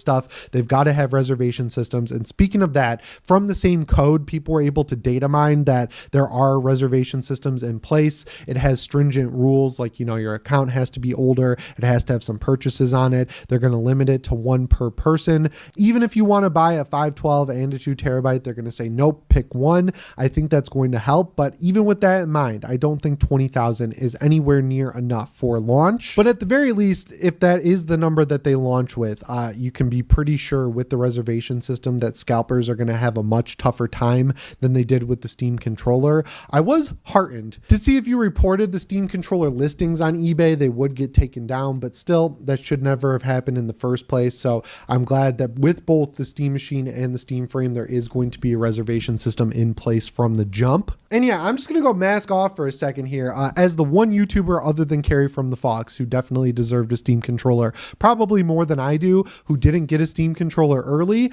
I want to be able to get... I mean, I don't know the person, but why would you deserve a controller more than anybody else? Regardless of scalpers, why are you deserved a controller more than anybody else? I don't know. Get one at launch. I appreciate that you guys will wait for a video, judging by the views I got on my Steam controller review. Thank you so much once again. You guys are amazing.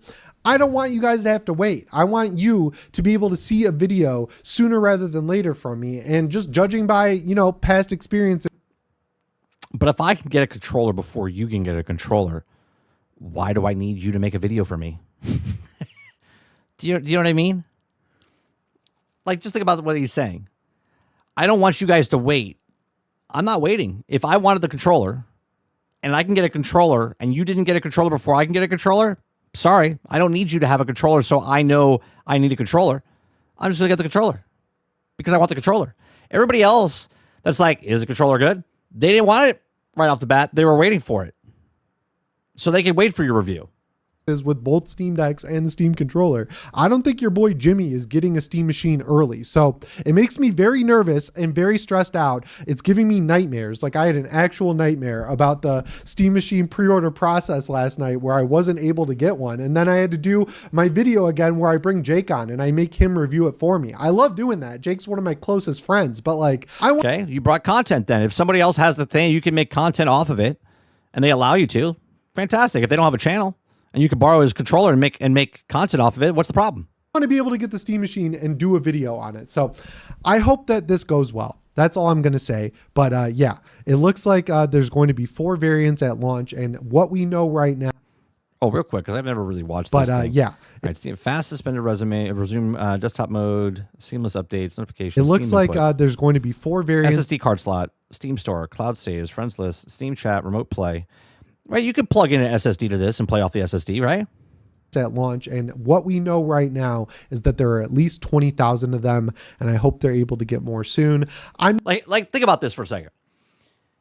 If it's me and you, and you're a content creator, right?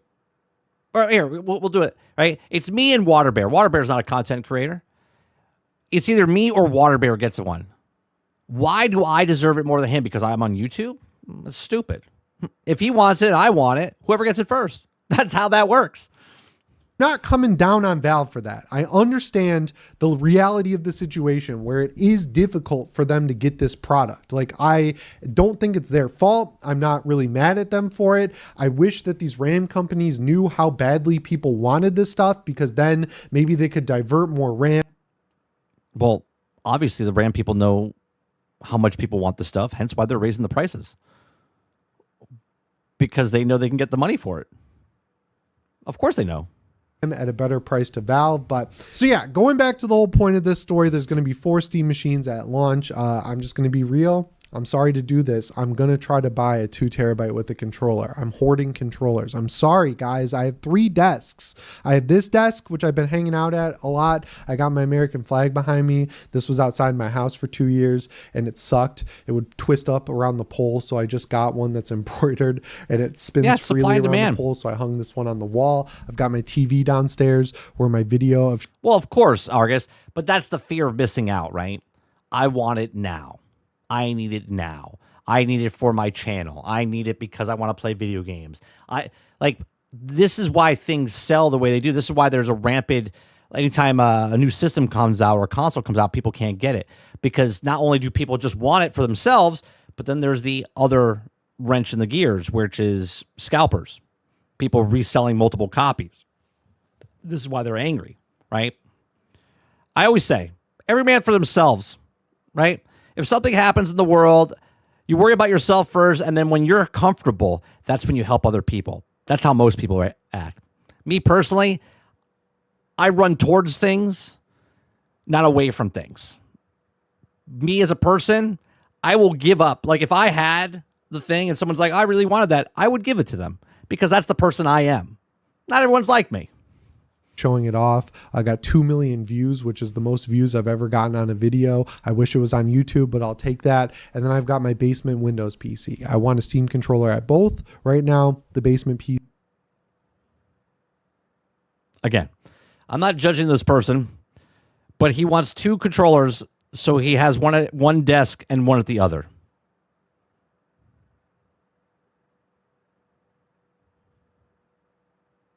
Come on. Come on now. PC has a Steam controller and the TV room has a Steam controller. The Steam machine's going to go up here. I need a controller. See, this is the problem, right? I would give my controller to somebody else if they really needed it. He would take other people's controllers even though he has one.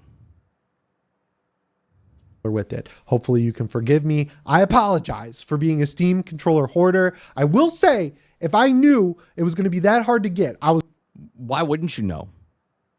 Every piece of tech known to man is always hard to get. It doesn't matter if it's a graphics card, a motherboard, RAM, controller, console. Like, what are we talking about here? Going off what they said. Well, oh, we got, more than enough. Everyone's going to be able to get one. I just assumed it would be easy. And it was easy for me to check out. I put 2 in my cart. I checked out. It went fine. Then the disaster started. If I knew that was going to happen, I would have just bought one. I'm sorry that I took one other person's Steam controller, but what's happening right now? So he got a Steam controller and took it away from somebody else? Is that what he just said? I put 2 in my cart. I checked out. It went fine. Then the disaster started. If I knew that was going to happen, I would have just bought one. Is this his first time buying controllers and electronics online for the first time when something comes out brand new? He seems pretty old. He would have to know that this would... Like my 11-year-old knows that stuff comes in the store. It's hard to get. I'm confused. I'm trying not to be rude or anything to the person I don't know, but I'm a little confused by this. Is this his first time trying to get something new? Sorry that I took one other person's Steam controller, but I'm using them both. I'm not just keeping one in the box to hang on to. I'm actively... Now he's justifying he has 2 Steam controllers and other... using them both. Thank you for not being mad at me. I appreciate it. But moving on to the second... What happened? I'm confused. He didn't have a Steam controller, but he bought 2. He hasn't got him yet? Is that what's happening? News story here. The last thing we got to cover is the Steam machine's price. And we got to talk about my friend Tom from Moore's Law is Dead for a little bit. I'm not gonna dwell on that. Because I didn't care about the Steam controller, but it's like you bought 2 and now you're trying to apologize for getting 2 and taking one away from it because he didn't know there was going to be a shortage. Have you never bought anything before? Because he's a good leaker. He literally looks at the manifest and says, okay, here's what they're paying for these parts. If they bought them right now, I'm going to do the quick math. He got to like $425 back in November when the Steam machine was announced as the cost of building that thing. And that seemed like a great price because then you could charge $500 for the 512 or $550 or $6. Hold on. Let me rewind here for a second. If they bought them right now, I'm going to do the quick math. He got to like $425 back in November when the Steam machine was announced as the cost of building that thing. And that seemed like a great price because then you could charge $500 for the 512. That would be a good price if they could get it. If they could get it in at that price point for the non-controller one, $500, 512. That seems pretty good. or 550 or 600 for the 2 terabyte, and that was an excellent price. Then the RAM apocalypse happened, and now everything's out of whack. So he revisited that topic in his podcast. And yeah, but see, if the RAM wasn't as high as it was, if the RAM wasn't as high as it was, then what would happen is there would be another problem. The problem would be that there would be a shortage of the actual things, right? Because let's just say the price was cheap at 500 and there was no RAM issues, then the problem would be a shortage issue because you would have people that would buy multiple systems to resell them as scalpers or pay for what they subsidize their thing. If they bought 2, they would sell 1 for a profit and then make money back on the one that they paid for, so on and so forth. This happens. This is just called the open market, right? So him saying because of the apocalypse is happening that this is a wrench in the system. No, there's always going to be a wrench in the system, right? Just how much are you paying for these things? And we'll just cut right to the chase. The number that he came up with for the overall cost of building a Steam machine for Valve, so them getting a little bit of a discount on buying the parts, is like $600 for the 512, $650 for. That's not bad, right? New projection is $600 to $650 for a 512 gigabyte. If you're a person that already has the storage and you have something already that you could just hook up to the system, that's not a bad price for what it can do. Now, obviously, 600 is still pretty penny for people to buy, because if you're buying this now and you don't own a hard drive, then you have to buy a 1 terabyte or 2 terabyte down the road later. Still third party, which would be cheaper than internal. The 2 terabyte. When you combine that with all these news stories we've heard about them willing to be selling it at a loss, you get to like $650 for the 512, $700 for the 2 terabyte. There's no way the 2 terabyte $700. If the 512 is $600 to $650, there's no way the 2 terabyte is $700. No way. We're talking $900 to $1,000. And I am not sure I believe those prices anymore. I would love for that 700 price to be the low end, and then maybe 750 for the 2 terabyte. I know that's still in the range that he was talking about, but I want to believe 600 and 650. I just can't at this point. I can't put my wholehearted prediction behind it and optimism behind it. I'm willing to pay 700 because I understand the reality. PS5s are 650, PS5 Pros are 900, Xbox Series X's are 700. They're raising. Water says, why would you not buy a 2 terabyte if it's $50 more? That's what I'm saying. There's no way it's a $50 difference. Right? There's no way. They had to put the 512. Technically, I would have loved if they made it 1 terabyte, but if they made it 1 terabyte, it probably would have went over that edge of it's too expensive for what it is. So they put it to 512, and because they want to push cloud and other things as well, so you don't actually need it all on your system. There's no way, though. They have to keep a good space between it so they can sucker you in. You're like, oh, well, 512. Well, if I go up this much, then I can just get the 2 terabyte. 2 terabytes got to be at least $200 more. The Switch 2 price by $50 at the end of the year. There has to be a high-ish price for the Steam machine any way you slice it, even if they sell it at a loss. But it seems like people are going to be excited either way. They're not going to be excited to pay whatever price Valve comes down to, because it's not going to be where they wanted it to be initially, Valve or Yeah, but if you're paying... Do you think people want to pay $900 for PlayStation? Do you think they want to pay $800 for an Xbox? No, they don't want to pay that. Consumers like us, but they're going to... If you guys hear some banging and stuff in the background, it's because they're painting my outside of my house. Be excited to get their hands on it, which is a silver lining for everyone involved. I just feel for people who, don't have tons of money to throw around on this stuff. The Steam machine is supposed to be a great entry-level PC that you can interact with like a console, with a controller, with a mouse and keyboard. It's supposed to be small form factor. It's supposed to... I'll be honest, right? So from all the super chats that we've gotten, I'm saving up for a PC. But if I could get a Steam machine and play the games on the Steam machine instead of the computer while I'm streaming, that would be a great alternative, right? Because then I wouldn't really need a new computer, because then I could just use the computer for streaming, and then I could use the Steam machine to play games while I'm streaming, and it wouldn't take, you know what I'm saying? So this is actually a really, obviously, I don't know if I'll get my hands on one, but it'll be very interesting to see what the price is and then how many there are out there in the wild. Live good on your desk, live good under your TV, and they have to nail a perfect price, because there's a lot of people out there for some reason who are like, I have money for a PS5 right now and I want to buy that PS5. Yeah, because it's the same. It's about the same. The Steam machine is about the same power as my computer right now. The difference, right? The difference between my computer and the Steam machine is my computer is bottlenecking at my motherboard and my core. I have an i7 like 2600, right? 2700, whatever it is. But Valve, it's your job to convince me to ditch the PS5 ecosystem and buy a Steam machine. I have nothing in common with those people. I really don't. I like the PlayStation. I like the Xbox. I like the Switch 2. I like the Steam machine, because at the end of the day, all I want to do is just play games on them. And right now, most of my friends are on PC. So if it's a multiplayer game that has... I didn't even know you could wishlist it. I didn't even know you could wishlist it.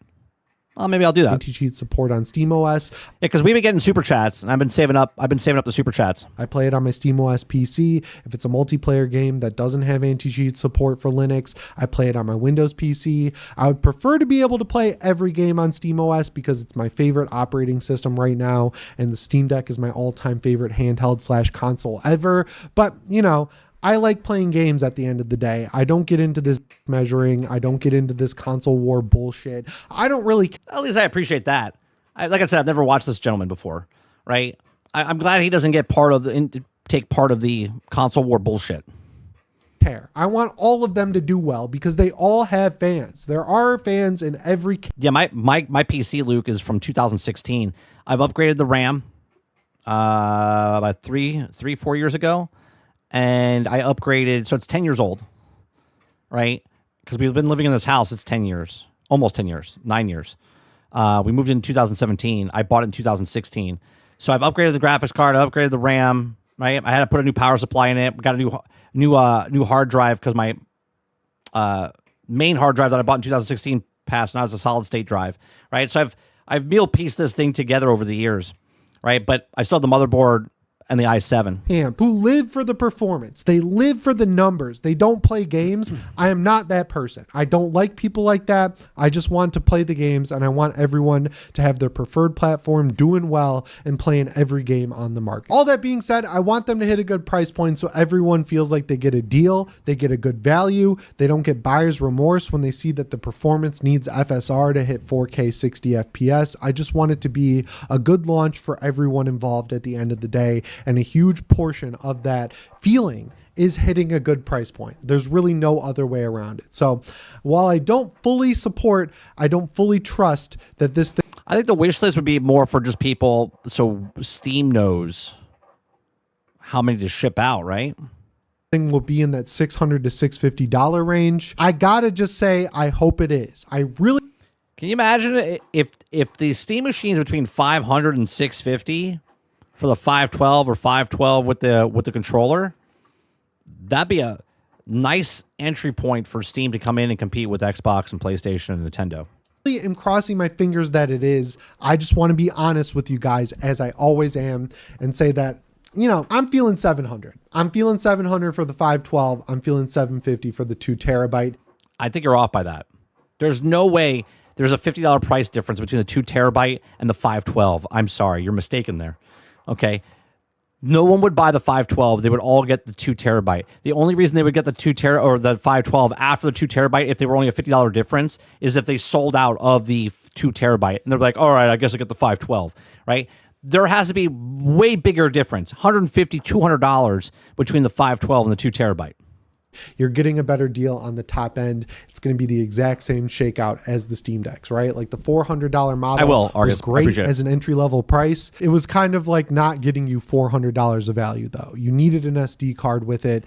It was 64 gigabytes of slow-ass storage. It was a great option if you wanted to upgrade it yourself. I feel like the 512 gig is slotting right into that same price point territory because games are just bigger than they've ever been. And then if you looked at the top-end Steam Deck, which I think was around $700 at the time, you got 1 terabyte of storage. It was a super fast SSD, so you're getting good value for your money. Seems like it's going to be exactly the same this time around, where you're getting a good deal price point wise for the cheaper model, and you're getting the best deal for the more expensive one. And I just hope there is some bonuses like keyboards, themes, maybe.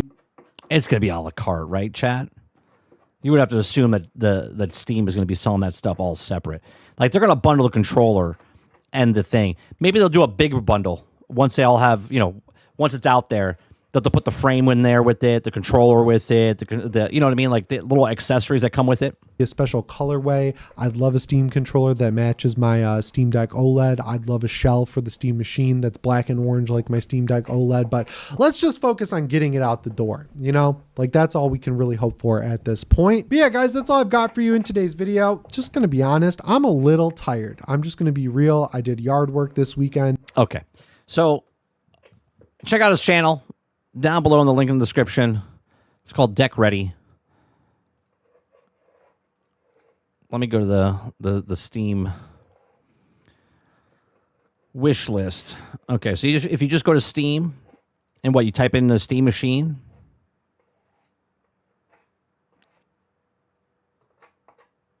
And then I'll get notifications and stuff when it goes live. Maybe I didn't. I don't even know.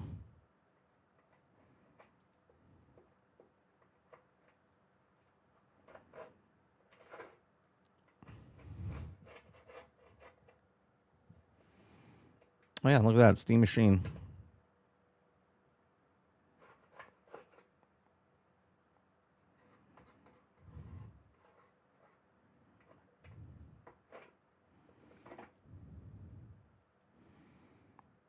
You just scroll down at the bottom.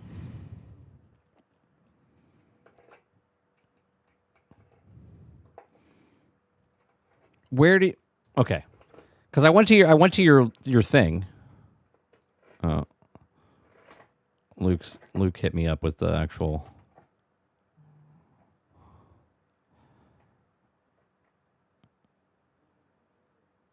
Yeah, but where? Oh, it's the star, right? Just the star. Is that what it is? Okay, add to wish list. There we go. There we go. Beautiful. Thank you, Argus. Thank you, Luke.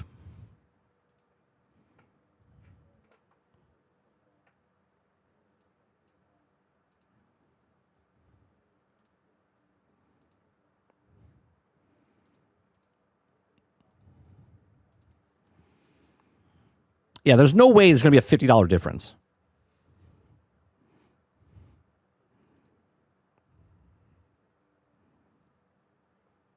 Like, okay, what is a solid state 2 terabyte cost? SSD 2 terabyte on Amazon right now is $300. Okay. And again, I know it's Amazon, whatever, right? And now I'll just go to 512.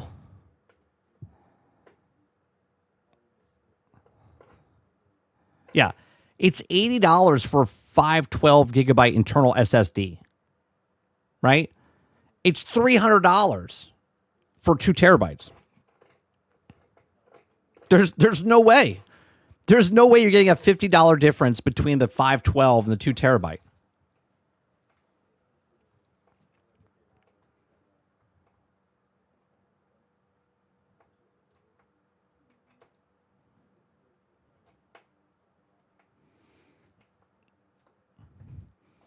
I want to believe. I mean, that's a really hard sell. That's a really hard sell to believe that you're going to get a $50 difference between 512. There's no difference in the power between the two systems, right? The system's the system. The only difference is the storage.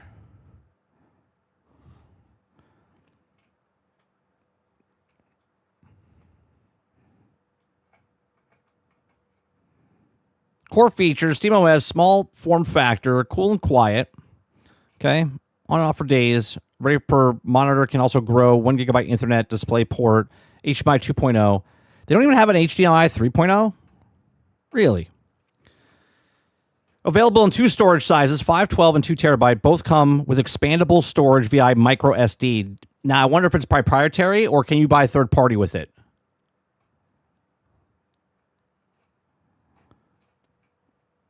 Right? Are you going to be able to put... Right? There's the micro slot. And then there's a USB.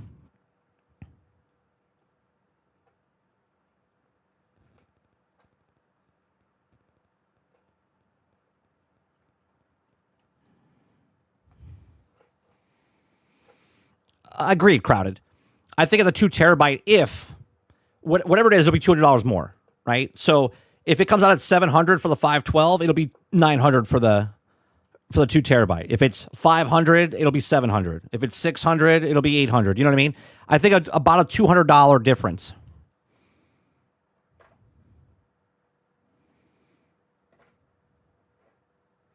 Argus says it has also an SD card slot too for cheap extra storage. Storage is made in China. Probably gonna have a third party, Mike. Steam aren't assholes like that. No, I understand that. Like the difference between like the Xbox, I know in the Xbox, because we bought a hard drive for my son because obviously he had the smaller Xbox Series S, and he had like I think it's the 512 one or 250 or whatever it is, and when he was running out of storage, we bought him a hard drive. Okay. And when you put the hard drive in, you could store your games on there. And if you want to play them off the hard drive, you can't. You have to download them. Now, it is faster, like 10 times faster, to move them off the hard drive onto the Xbox than it is to download it again, right? So you just like shift it over, and it's much faster. So that's what he used to do. But then we got him the internal one that was the Xbox one that you plug into the back, the 1 terabyte. And you could just play it off the actual card itself.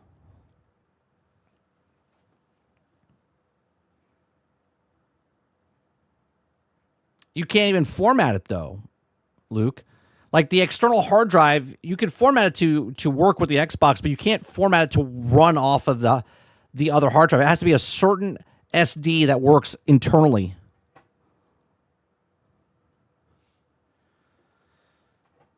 Well, DisplayPort's 1.4. It's better than the HDMI anyways. That's true. I didn't think about that. We only have a 2.2 right now. Well, there's 3.0s right now. Am I wrong about that? There's 3.0 HDMIs. Oh, I'm sorry. USBs, isn't there? Am I wrong about that? Or am I thinking about HDMI?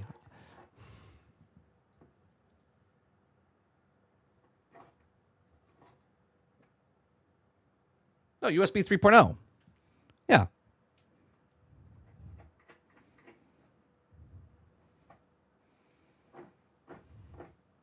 Yeah, there's USBs at 3.0, 3.1.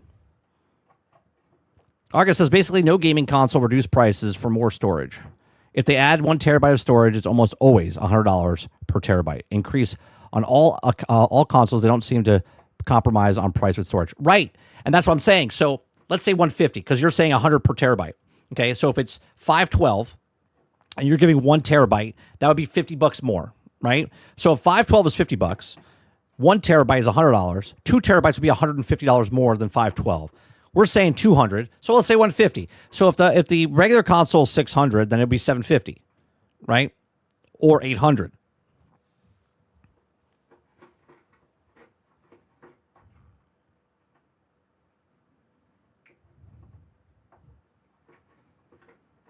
Like when you plug it in for the first time, it might let you format. No, you can't. You can't play off the actual. Right, you can't actually play off of the external hard drive. Right, but you can play off the external hard drive that you plug in the back, the little card. Like I have here, like.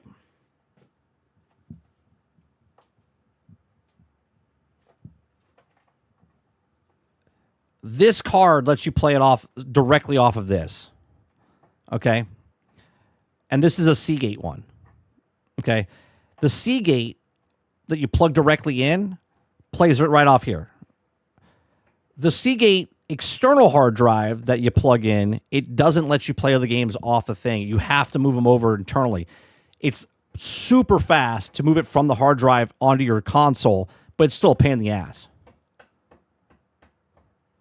I got a 4 terabyte on my PlayStation 5. Now I better use it. I wonder if you could wipe it for my Steam machine. Probably.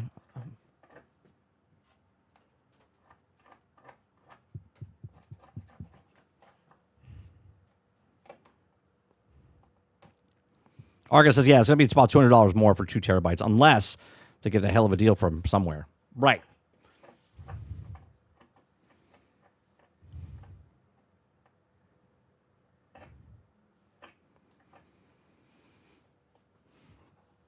The Xbox proprietary SSD memory card you can play off of. He's saying you cannot play directly off the third-party hard drives. You have to move it from the hard drive to the internal SSD. Right. Yes. Right. So he still has a whole bunch of games on his external.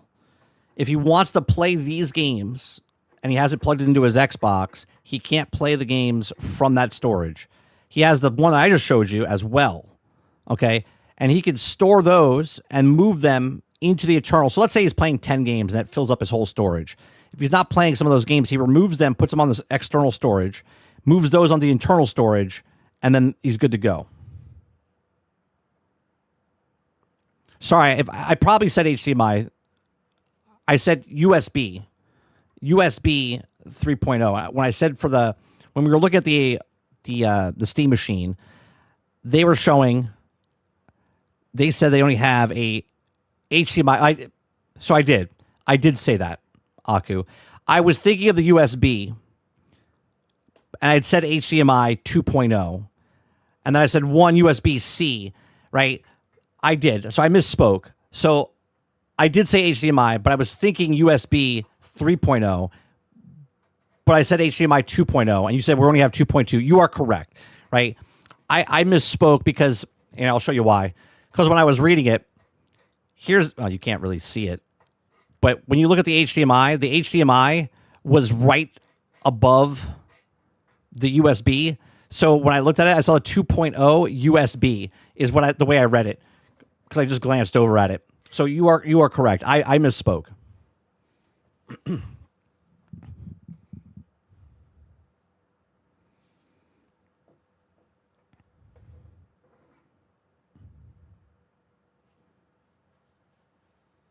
Luke says they got all the ports. Yeah, they got all the ports. Yeah, this would 100%, because right now I play PC when I stream, right? I'm not getting 100 frames, 120 frames. When we play Hightail and stuff, I did. But for the most part, I'm playing at like 60 frames, right, on my PC while I'm streaming. And it struggles. So if I could get this to play on a separate and then just capture like I do for the Xbox, that would take a whole bunch, and then I wouldn't have to spend, a new $1,400 or whatever on a PC. Now I could wait. I don't need it. I could wait and then just buy a brand new PC. Use this to play, right? Use this to stream and buy a new PC and have a 2 PC setup, or buy a Steam machine and then use that as the gaming, and then use this as the stream, which I do anyway.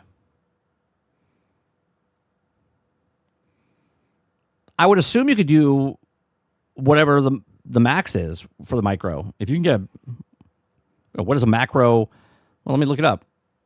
Macro US. Is it micro or macro? Micro?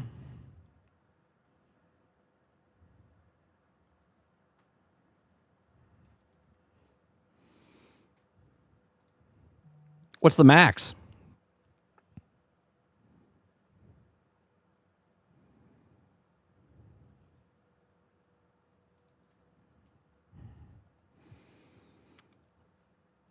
You can get a 1 terabyte for $49. That's fantastic. I don't know which kind it uses. You get another one for 1 terabyte for $269. Another one for $200.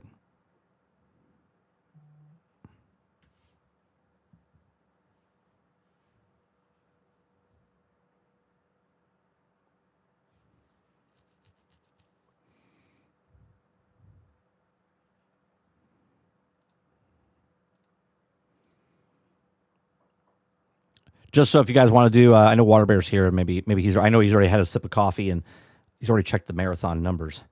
But this just in.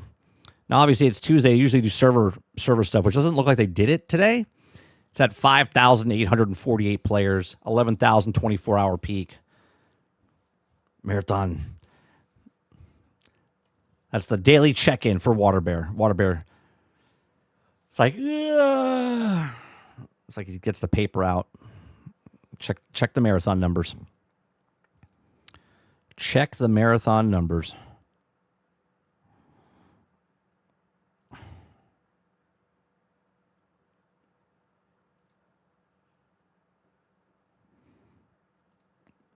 All right, let's see what else we got going on before it's 12 o'clock. Invisible Woman and Deadpool got nerfed. Buffed Rocket Raccoon, White Fox, Iron Fist, Spider-Man, Moon Knight, Wolverine, Star-Lord, Squirrel Girl, Emma Frost, and The Thing.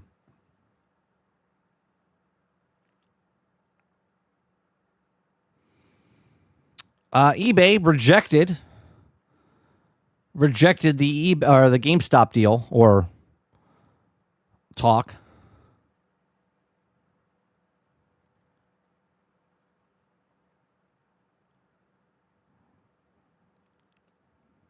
Dinosaur will let Frank ride on his back. While riding, the Punisher can only use his normal attacks and his short grenade. All other abilities You can ride on top of the dinosaur. In exchange, during the ride, the Punisher receives some damage reduction and a percentage of all damage taken, and healing received is shared by accepting the interaction prompt. Devil Dinosaur. There you go.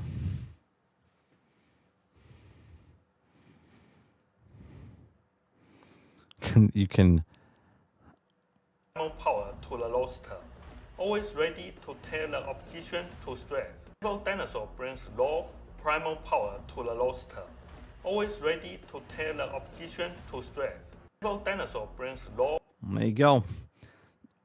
Rocket and Groot 2.0. Oh, I guess, yeah.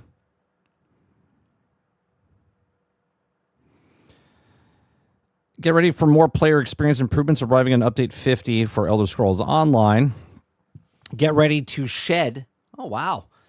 Get ready to shed 35 gigabytes off of your PC Marvel Rivals installation of launch of Season 8 on Friday, May 15th. The highest resolution textures will now be moved from the base client to the optional free download. So you'll shed 35 gigs.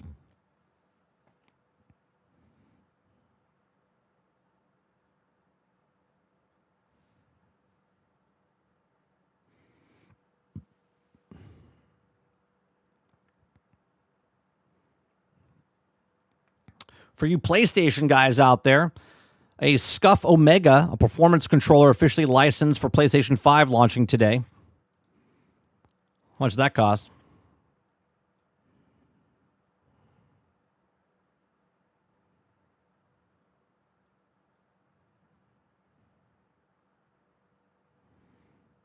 $219.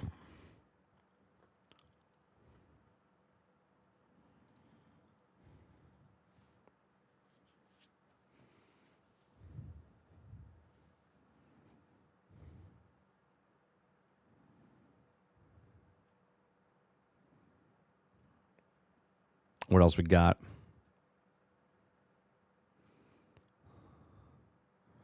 Battlefield 6 is talking about stuff, but no one cares.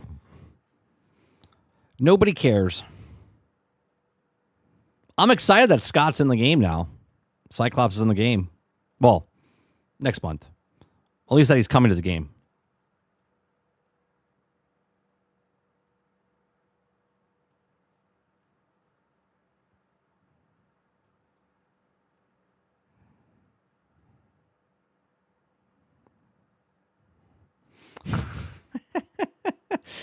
So is this an actual quote from PlayStation? Well, I hope a fanboy is getting in line. Sony CEO calls PlayStation a plastic box without content. Is that an actual quote from him? In an interview with the game business, the VP of the second and third party content at Sony discussed the CEO's description of PlayStation. First started out talking about PlayStation being a very third-party focused ecosystem. The VP then referenced the CEO stating that Nishiro would say that PlayStation is just a plastic box without content. A third party holds the lion's share of the content on the platform. That's amazing to hear, okay, considering that the PlayStation fanboys say they buy it for the first-party titles, and yet they're saying it's a box with zero content, with no content. Comes from the actual CEO. Wow, it's amazing. What a quote. Hey, without content, a plastic box without content.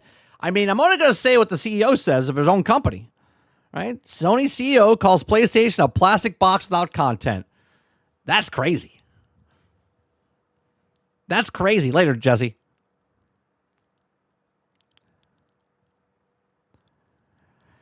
He adds, this is why they need to focus on being ambitious and bringing new voices to the platform. If their focus shifts towards third parties, it would result in the industry's growth coming to a halt.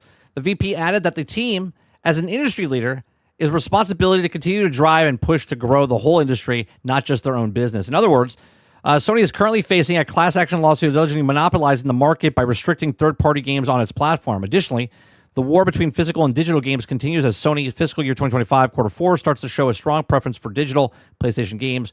What are your thoughts on the CEO calling a plastic box without content? I mean, that's pretty crazy. As an actual quote from an actual CEO from the actual company calling PlayStation is a plastic box without content.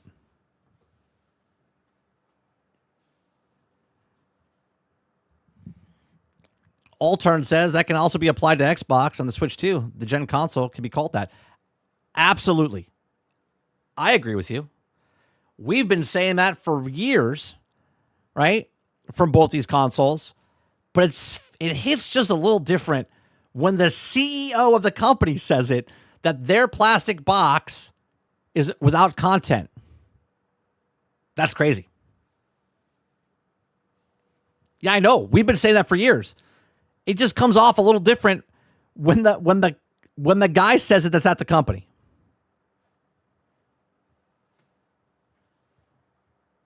That's all I'm saying. It's about time the CEO of Sony finally figures out, yeah, like we got there's no games. Where are the games for your console that everyone says that they buy for first party titles? And yet no one's playing the first party titles.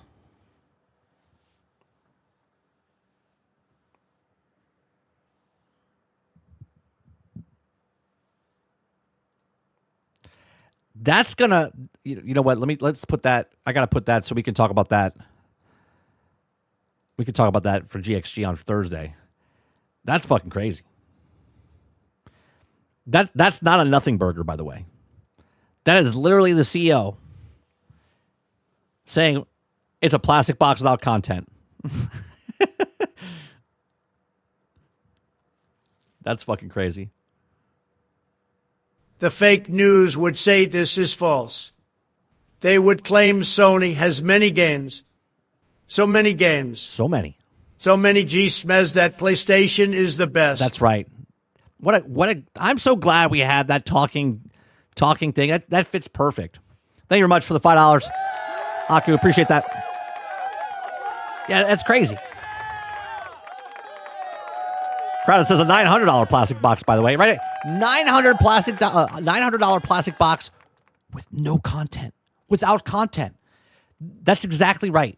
And that is the problem, right? Just remove Sony for a second, right? We've said this. Now, Xbox hasn't said this themselves yet. Sony has. Just remove Sony. Xbox CEO calls Xbox a plastic box without content, which we've been saying. Sony calls it a PlayStation a plastic box without content. All these things, all these games systems that have come out this year, there's no games for these. Why buy these systems? Why buy these systems? Especially since majority of those games on both systems came out on PC. And you don't need to buy a PC for exclusives. But you do buy it, and there's plenty of exclusives that they don't even pay for. It's just the companies that are making the games are making it just for PCs. They're not paying them to keep it just on PC. The companies that are making the games, because all games are made on PCs and then ported over to consoles, okay, they don't have to money hat the actual content. They're just making games. They're like, hey, yeah, we're making a video game because we're game developers and we're making it for PC because that's what we made it on. It's cheaper for them. Steam's not going, hey, can we have an exclusive? Right? Meanwhile, Epic is like, yeah, we got the exclusive to play this game only on Epic. And Steam's like, yeah, we don't need that. The developers themselves make it exclusive because it's on PC. And they're competing up against the consoles. And now the Steam machine is going to be coming into houses. And you don't have to buy anything. You don't have to buy that because you're like, oh, wow, I'm buying the Steam Machine because of these games. You're going to get so many games. So many.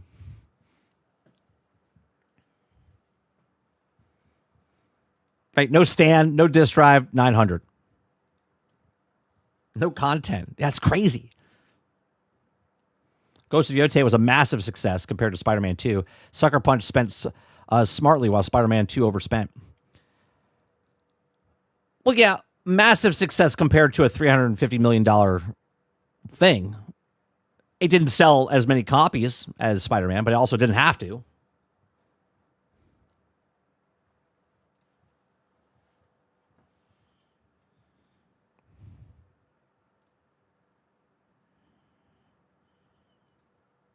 That's crazy that they said that out loud.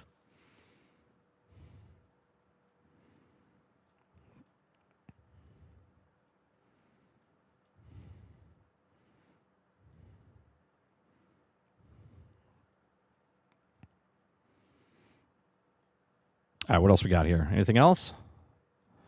Scrolling. Became Prime TV quiz show because ultimate 5-letter word is money. Okay, that's just a TV show. Road Trip and American Truck Simulator continues to grow the iconic vehicles built in America open road. Today, we're excited to reveal a Dodge Challenger Hellcat. So wait, so you can drive just normal cars in American Truck Simulator? Okay. We had a small article talking about Xbox telling you what a bad game is. And Mixtape was in the conversation because people on the internet crowded were talking about how Mixtape is a 10 out of 10, but it's not a game. And yet, Inside Gaming, IGN, a whole bunch of people gave it a 10 out of 10, and it's not even a fucking game, right? And then I made fun of it by saying to the chat, if you press X, I'll leave the screen, and that's an interactive stream. And now we're a video game.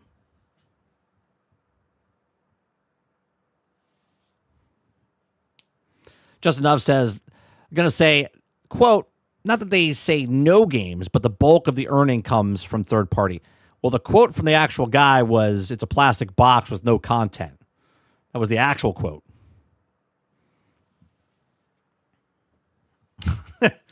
Yeah, literally, the quote.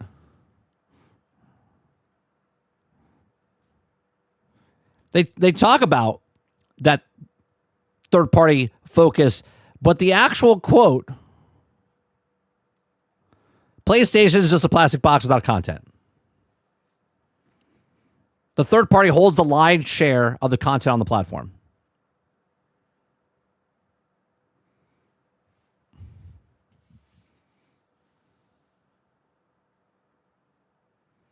John says Asmongold played it without pressing the controllers. Kingard was in here earlier. I don't know if he's still here. He said he played it last night, and his controller fell asleep twice. When your controller falls asleep in a game, it means you're not touching the controller. You're just watching a movie, which is fine if you want to watch a movie. Like, look, the Telltale games, okay? Telltale games of Walking Dead, the Borderlands series, The Wolf Among Us. You're interacting. You're walking up to certain things. You're pressing X. You're interacting, having a story. Like, it's an interactive story game, right? It's a game, but you're doing stuff. You're searching for stuff. You're having conversation. You get to pick stuff. You're doing none of this stuff in Mixtape. Mixtape is literally a movie that they've converted into a video game, which they're allowed to do. But the funny part is these people come out with the reviews saying it's a 10 out of 10 game, and yet they'll give a game, an actual game that has physics and control schemes and all of these things are like, it's a 6 or a 7. But a game that you don't play is a 10 out of 10 game. What?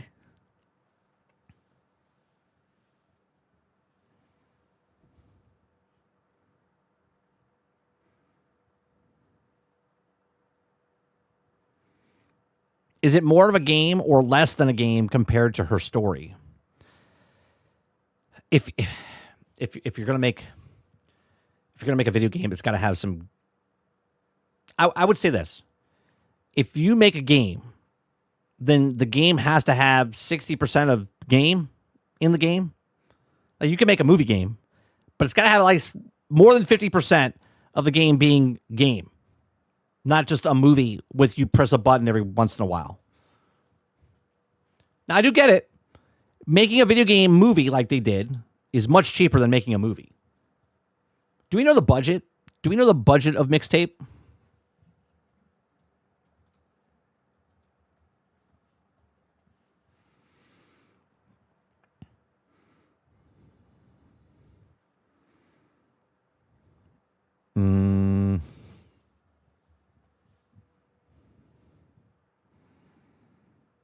No.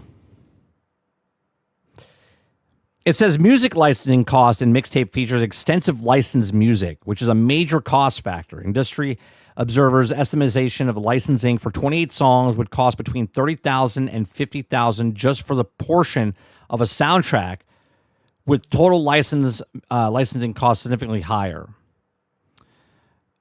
They're saying similar projects, typically large indie studios, may operate with budgets between $500,000 and $2 million. So they're saying around $2 million, right? If they had... Okay, so let's just say, with the licensing music and stuff like that, let's say the game costs $5 million. You divide that by 20. They need to sell 250,000 copies, like we said earlier, right? About 250,000 copies. Is it successful? Sure. Is it a game? No. No.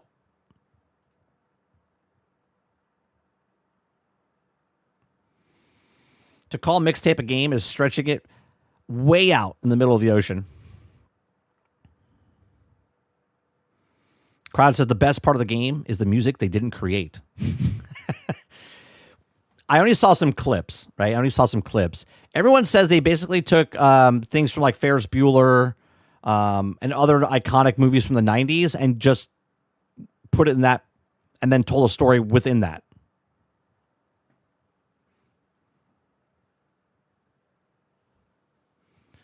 Crowd says they should have a separate category called interactive narrative or shit like that. Yeah, it's just stupid. It's stupid as far as saying it's a video game. It's just a interactive story. It's like choose your own adventure type of thing. Only you're not choosing your own adventure. You're just hanging in there for the ride.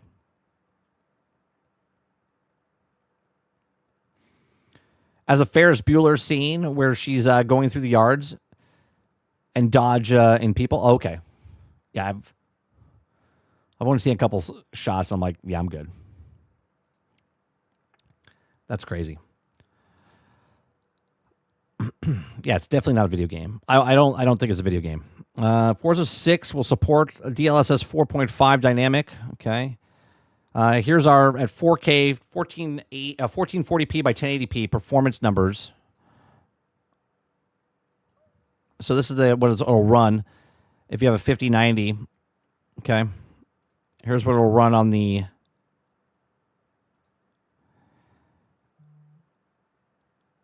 They're not even showing below the 5. Jesus.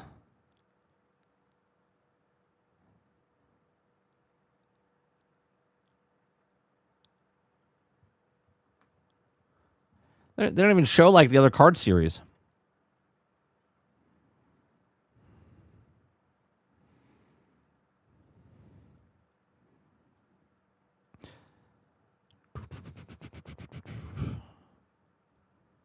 There you go. New 007 First Light gameplay running at 60 frames per second on the PlayStation 5 Pro. Here's 2 minutes for you guys. Now keep in mind, this is a compression and stuff through YouTube, so.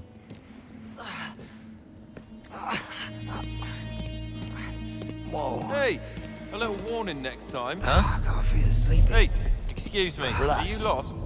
All right, take it easy. Stay. I'm gonna give you up,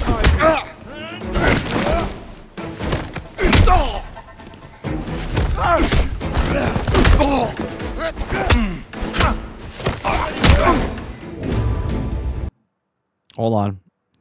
Hold on.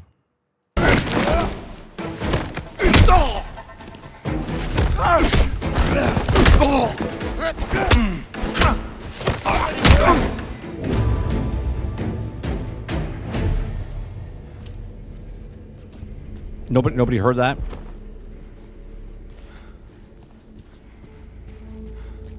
Yeah, the guy facing you won't see it happening.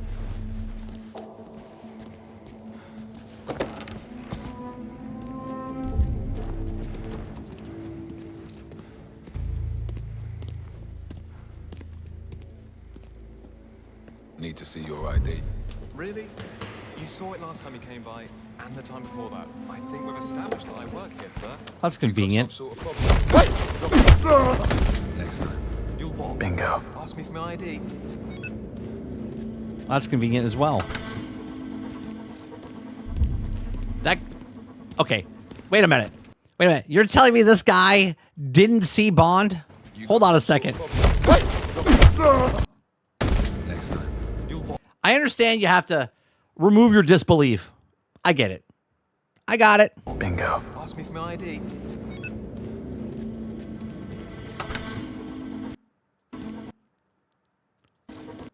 Like, he's staring at him right there.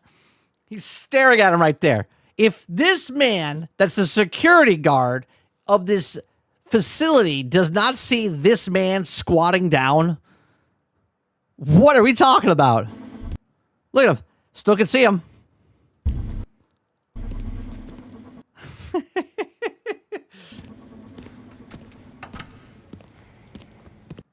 Like, I would be staring at this guy the whole time. What?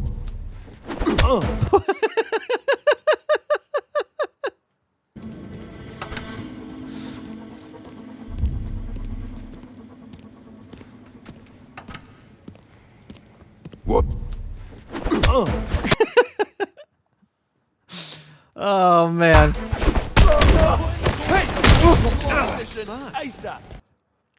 Nope.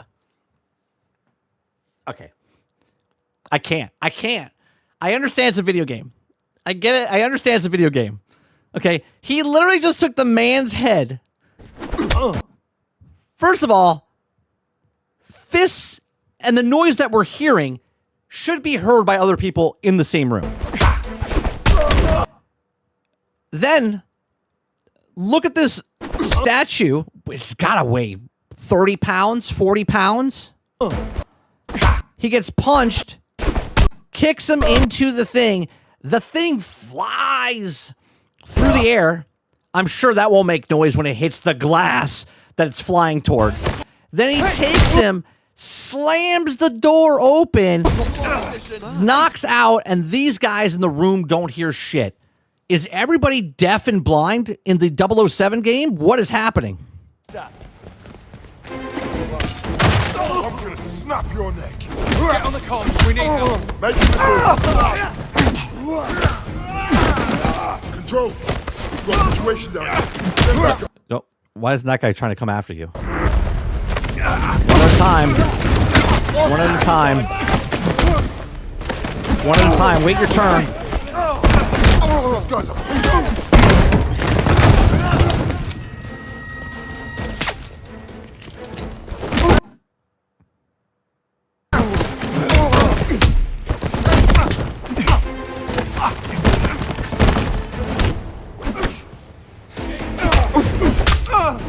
Simon says don't get up. No, nobody heard any of this. There's not cameras in this whole place. Oh, well, have fun playing that game, guys. Have fun.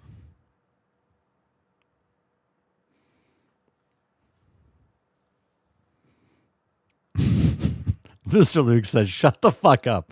As if they don't look over. Like, bro, that is so... Let's watch it again, shall we? Let's watch it again just so... What? I love the fact that he doesn't see him. He had all of this time right here. All of this time right here. Sees him right there. That's eye contact. Sees him right here. That's eye contact. Sees him right here. That's eye contact. Sees him right here. That's eye contact.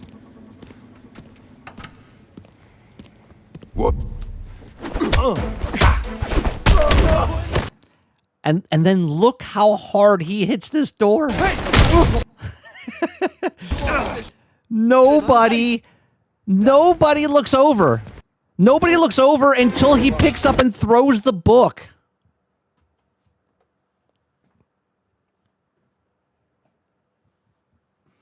This is the people that make Hitman. They're so good at stealth. Well, yeah. They're so great at stealth because everyone's blind and deaf.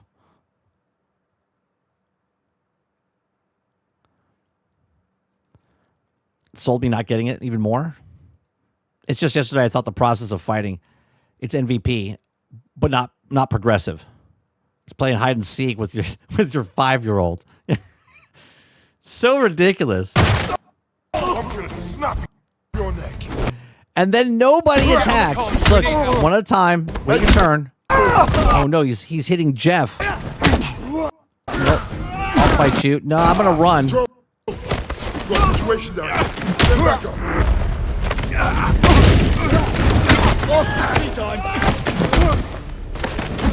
This guy outside the window doesn't see anything happening. He's deaf. This guy's a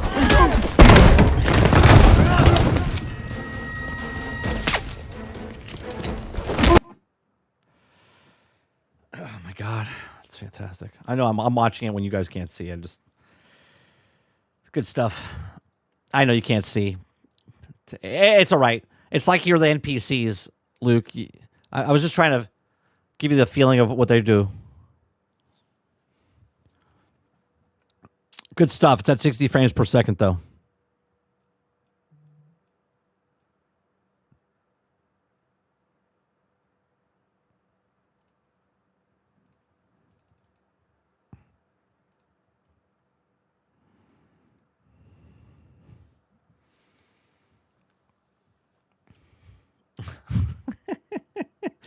You fucking saw him. Like, how do you not see him? All right.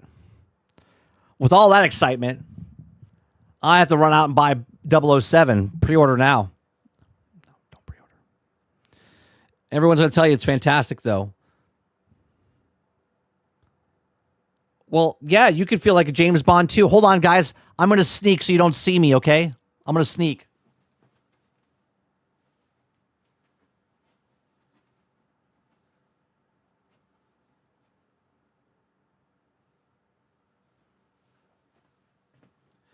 Make sure you press X. Press X. Just sneaking away. You guys didn't see me leave, did you? I'm like a ninja. I was like a ninja. You see how good I was? I entered the room. You guys couldn't even see me. So good.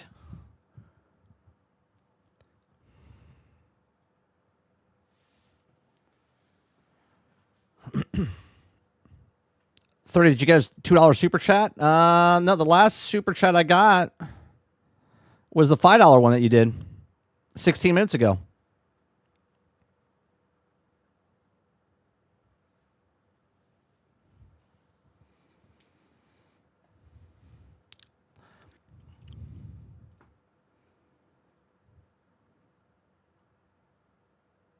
I got the $2 one. If you're no, that was yesterday.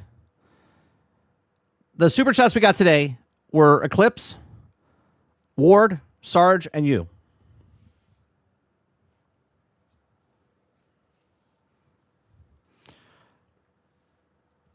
I was thinking of if he crouched down so he can't see him. They're LARPing in video game now.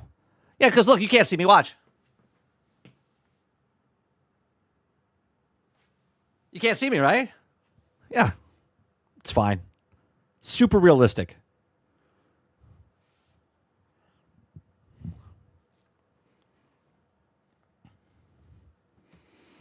I understand it's a video game, but the idea of the game and the mechanics are decades old. The type of stealth is just played out and boring. You could be really good at stealth if the NPCs can't see you. Look, I called it out when we watched it last year in November. Okay, when they first showed it or whatever it was. And he's in broad daylight, he's at a party, and he climbs up the outside of a building when there's 50 people surrounding him. And he's hanging above them, going across the thing, and nobody sees him. I'm like, yeah, no, I'm good. I'm good.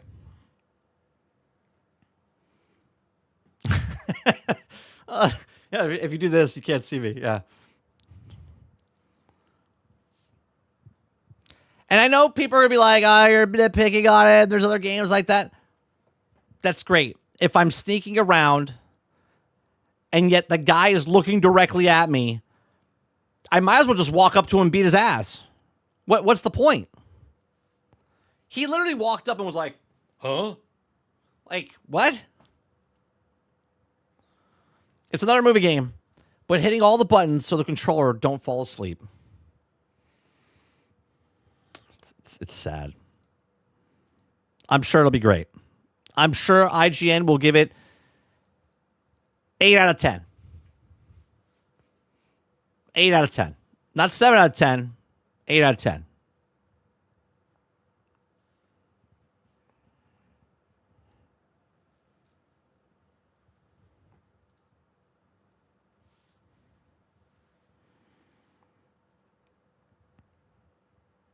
IGN 9.5, you think so? Think so? That stealth is fantastic. You know what, Luke? You're right. You're right. IGN will give it a 9.5 and say the stealth is amazing. You really feel like James Bond.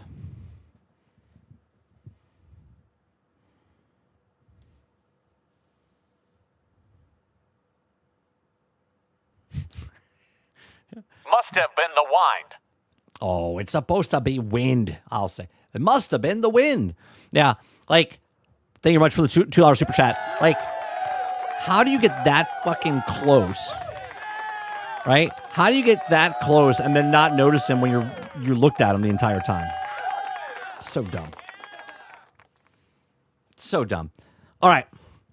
That's going to do it for me because James Bond really psyched me up and I have to go pre-order now. Not pre-ordering. Okay. We'll be back tonight, 8 p.m. Eastern. 8 p.m. Eastern, playing some video games over on 30 and Still Gaming, our other channel. If you guys don't know about that channel, come on over to that channel.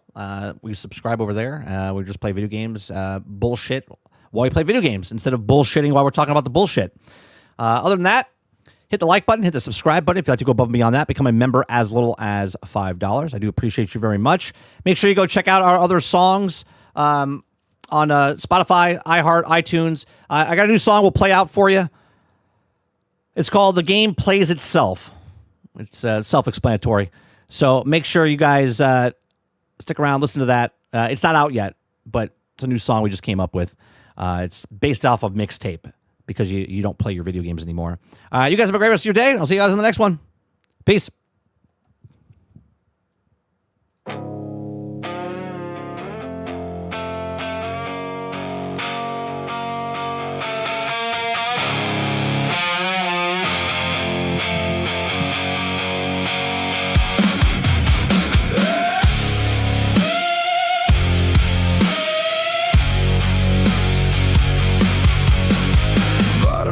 Promise wrapped in neon light. Everyone on it said it changed their life. Started up the game and watched it play. Guess I'm just along for the ride again today. Walk real slow through another empty hall. Character keeps talking while I do nothing at all. Hold the stick forward, that's the big design. 10 out of 10 every single time. And I miss those nights, failing 20 times. Now everything survives itself without me trying. Gaming lost its soul somewhere, buried underneath perfect scores and scripted air. I press one button, the game does the rest. Still they call it one of the best.